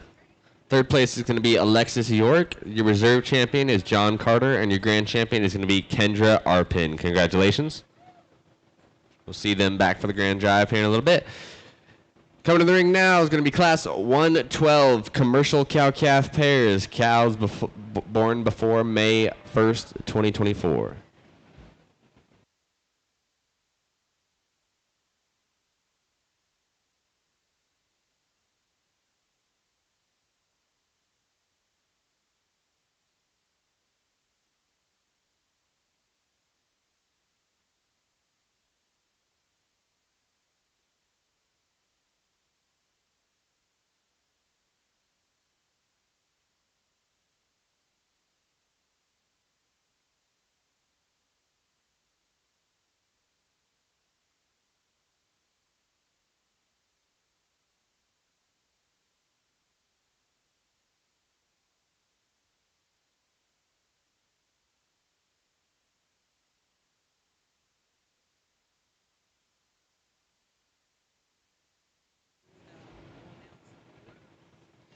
If you wish to be a part of Cattle for Kids donors, please take time to stop at their table inside the cattle barn.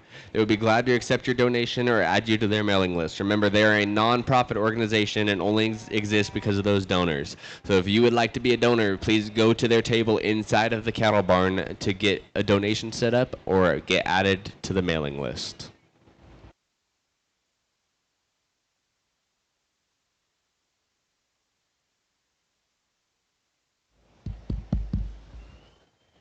Well, red body female with calf at side here up front, lead off this commercial pair class that we have. I like the moderation of frame and the body type, a natural width that we see in this female that leads off. I like her calf just a bit better as well, just from a width and pin set and balance standpoint. She's made one with her body type and her hip and pin set, and I think those things go together in here. I think she's just the most practical, doing the nicest job with that one at side. Bigger scaled, bigger legged one comes two in class, semi-cross appearing female. She's got a little added shot of framework, and her calf does too. That can be advantageous if we have enough body type and enough sheer width. And for me, I just want to open her up a bit, give her more natural width and spread, and give her more cage comparative to our class winner. Albeit she is bigger footed, she's stouter, she's further in terms of her growth curve and maturity. But nice stock out here. Let's put our hands together for these young people. All right, your placings from that class. Second place is going to go to Annabelle Kanzler. First place, Kara Ashlock.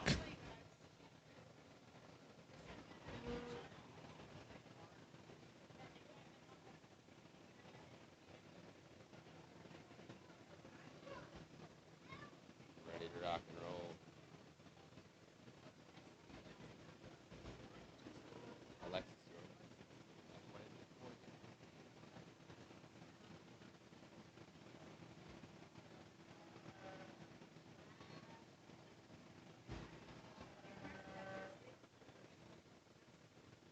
for kids, $3,000 a piece for a heifer next year.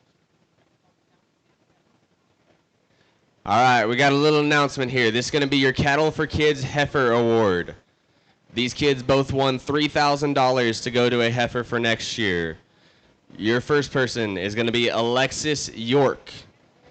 Your other kid to win $3,000 towards a heifer next year is going to be Easton Hill. Congratulations to those two. Give it up for them. All right, this is going to be your grand drive for the breeding show.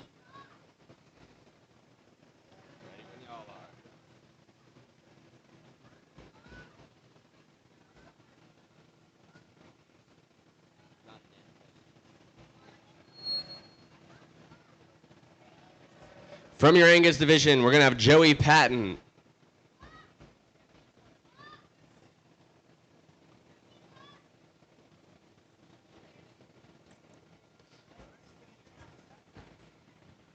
Coming in from your Hereford division, John Carter. Y'all can make a little bit of noise when these kids come in. They've worked their butts off to get here.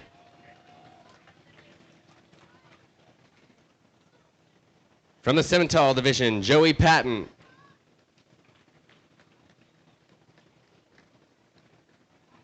From the Maine Anjou division, Haley Walker. From the other Continental division, Faith Johnson. From the Commercial division, Haley Walker.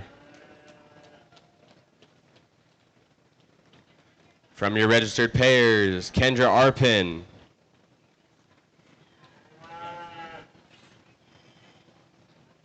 And from your commercial pair division, Kara Ashlock.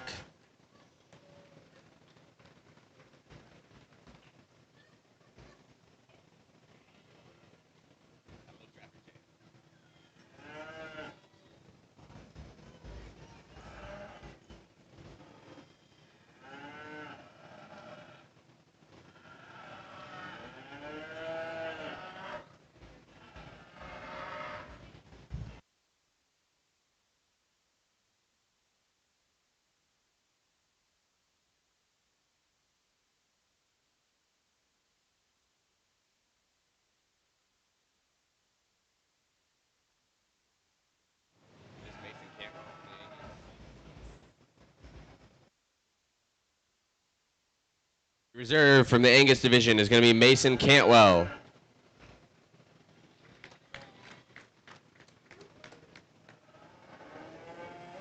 From the Hereford division, Trey Decker.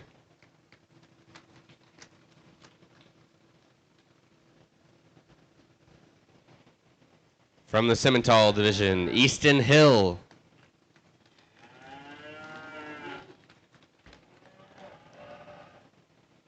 From the Maine Anjou division, Brentley Bronsroff.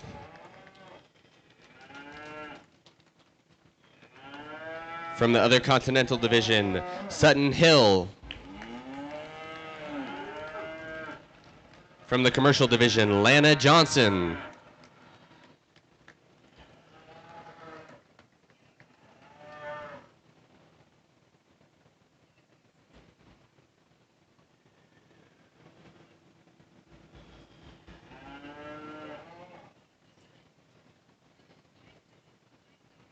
From your registered pair division, John Carter.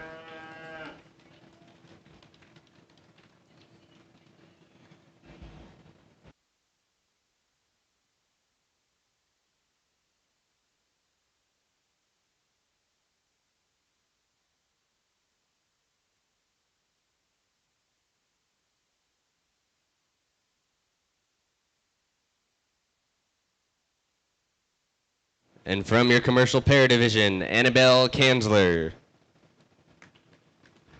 Give it up one more time for these kids.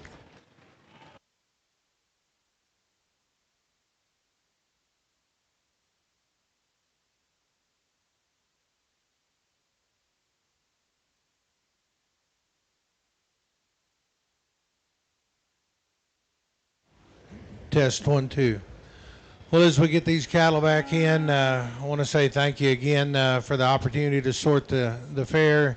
Thank you again to all the young people, and certainly thank you to all the help, all the folks that volunteer their time here to put this together for you, and all of your sponsors that help make this possible. If you're ringside, let's congratulate the young people, and also also thank those that have helped to make this show such a success.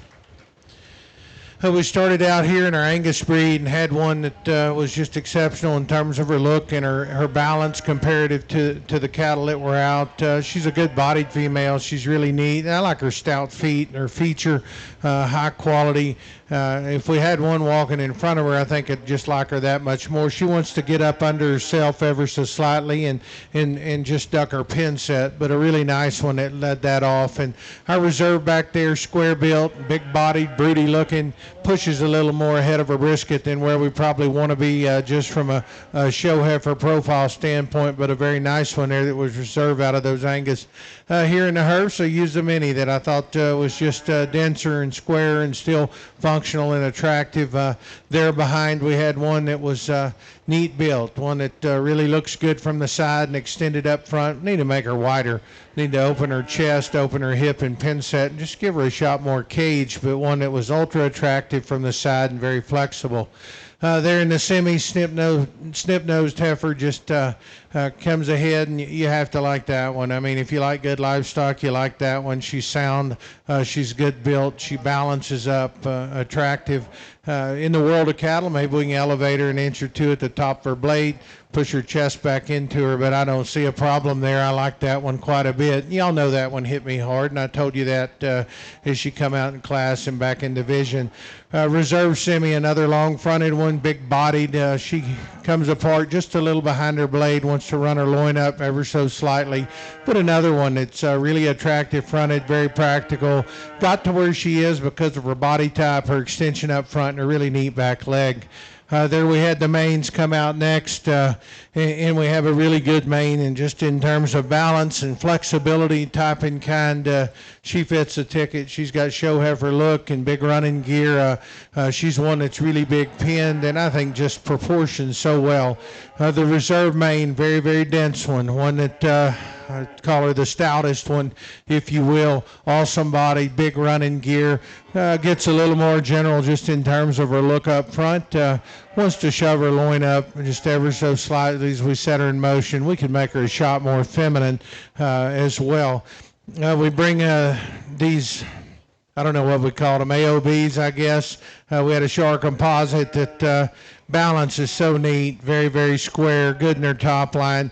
Could be a shot stouter down low, and we followed up with a registered Shar heifer, very extended, very feminine female, sound and practical. A little looser behind her blade maybe than perfect, but one that has tons of quality, body type, pin set, lots of good in that particular female. Come to the commercials and had two out of the same class. One's just a bit bigger footed, stouter and sounder.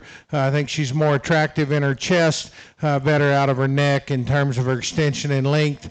The body in the back, really big bodied, huge pin set, big back, a little smaller footed, a little more fragile up front, pushed her chest out, a little shorter from her blade forward. Just talked those pairs that we had. Got the black pair up front that has a really good calf on her. One that gets just a little smaller footed and drier bodied just in comparison to the world of cattle. Followed up with a mini that's raising a nice calf but doesn't balance up as good. Commercial straight away from me pair, predominantly red baldy heifer there. One that's doing a really nice job with her calf. More moderate in terms of her framework. It works to her advantage. She's bolder bodied. She's just softer built, more genuine in terms of body type, and has a really nice calf. Reserve there of those pairs has the bigger calf down here, the painted up female. She excuse me, is just a little bigger in terms of type and kind, gets a little harder bodied. You can follow that when you look at her calf because that's what we're producing here. Just want to change that in that particular pair as well. So good quality stock. I think pretty close on top. I think there's a pair of them that are exceptional. exceptional that just kind of hit me smash mouth today. We'll grab those and then we'll work through a top 5. Once again, I enjoyed being here. I enjoyed working with your young people. Love my ring help and the folks here up at the front, everybody in the back lining stuff up. You can't do it without them. You see them around, tell them thank you. Let them know that you appreciate them because you can't pull it off unless you have them here. Once again, thanks. Congratulate these young people. We'll get a top 5.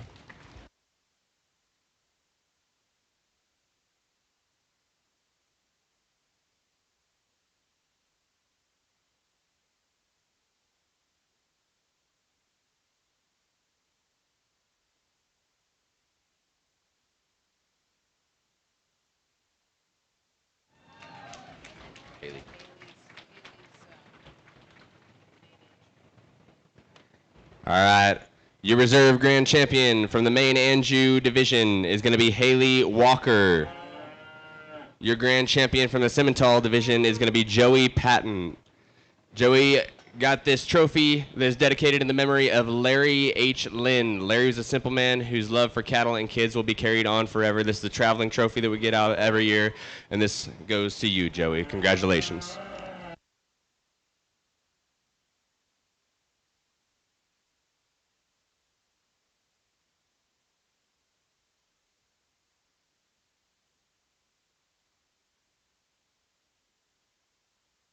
Your number 3 is Brentley Bronsroth from the main Anjou division. Congratulations.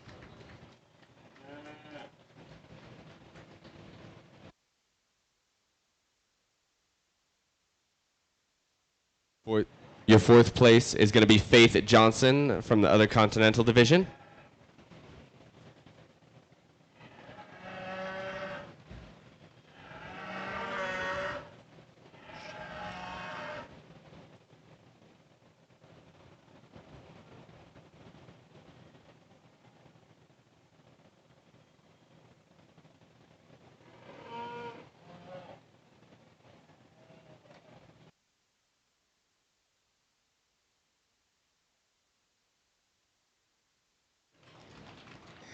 And your 5th place is going to be Sutton Hill from the other commercial division. Congratulations, everybody.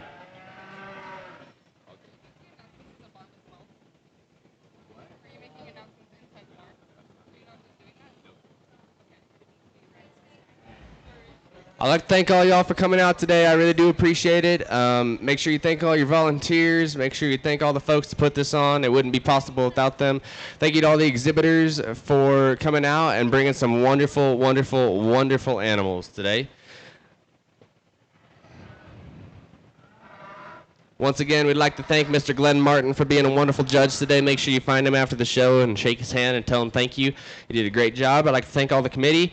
I'd like to thank all the fair board for helping out. My name is Braxton Hamlin. It's been a wonderful day. Thank you all for having me.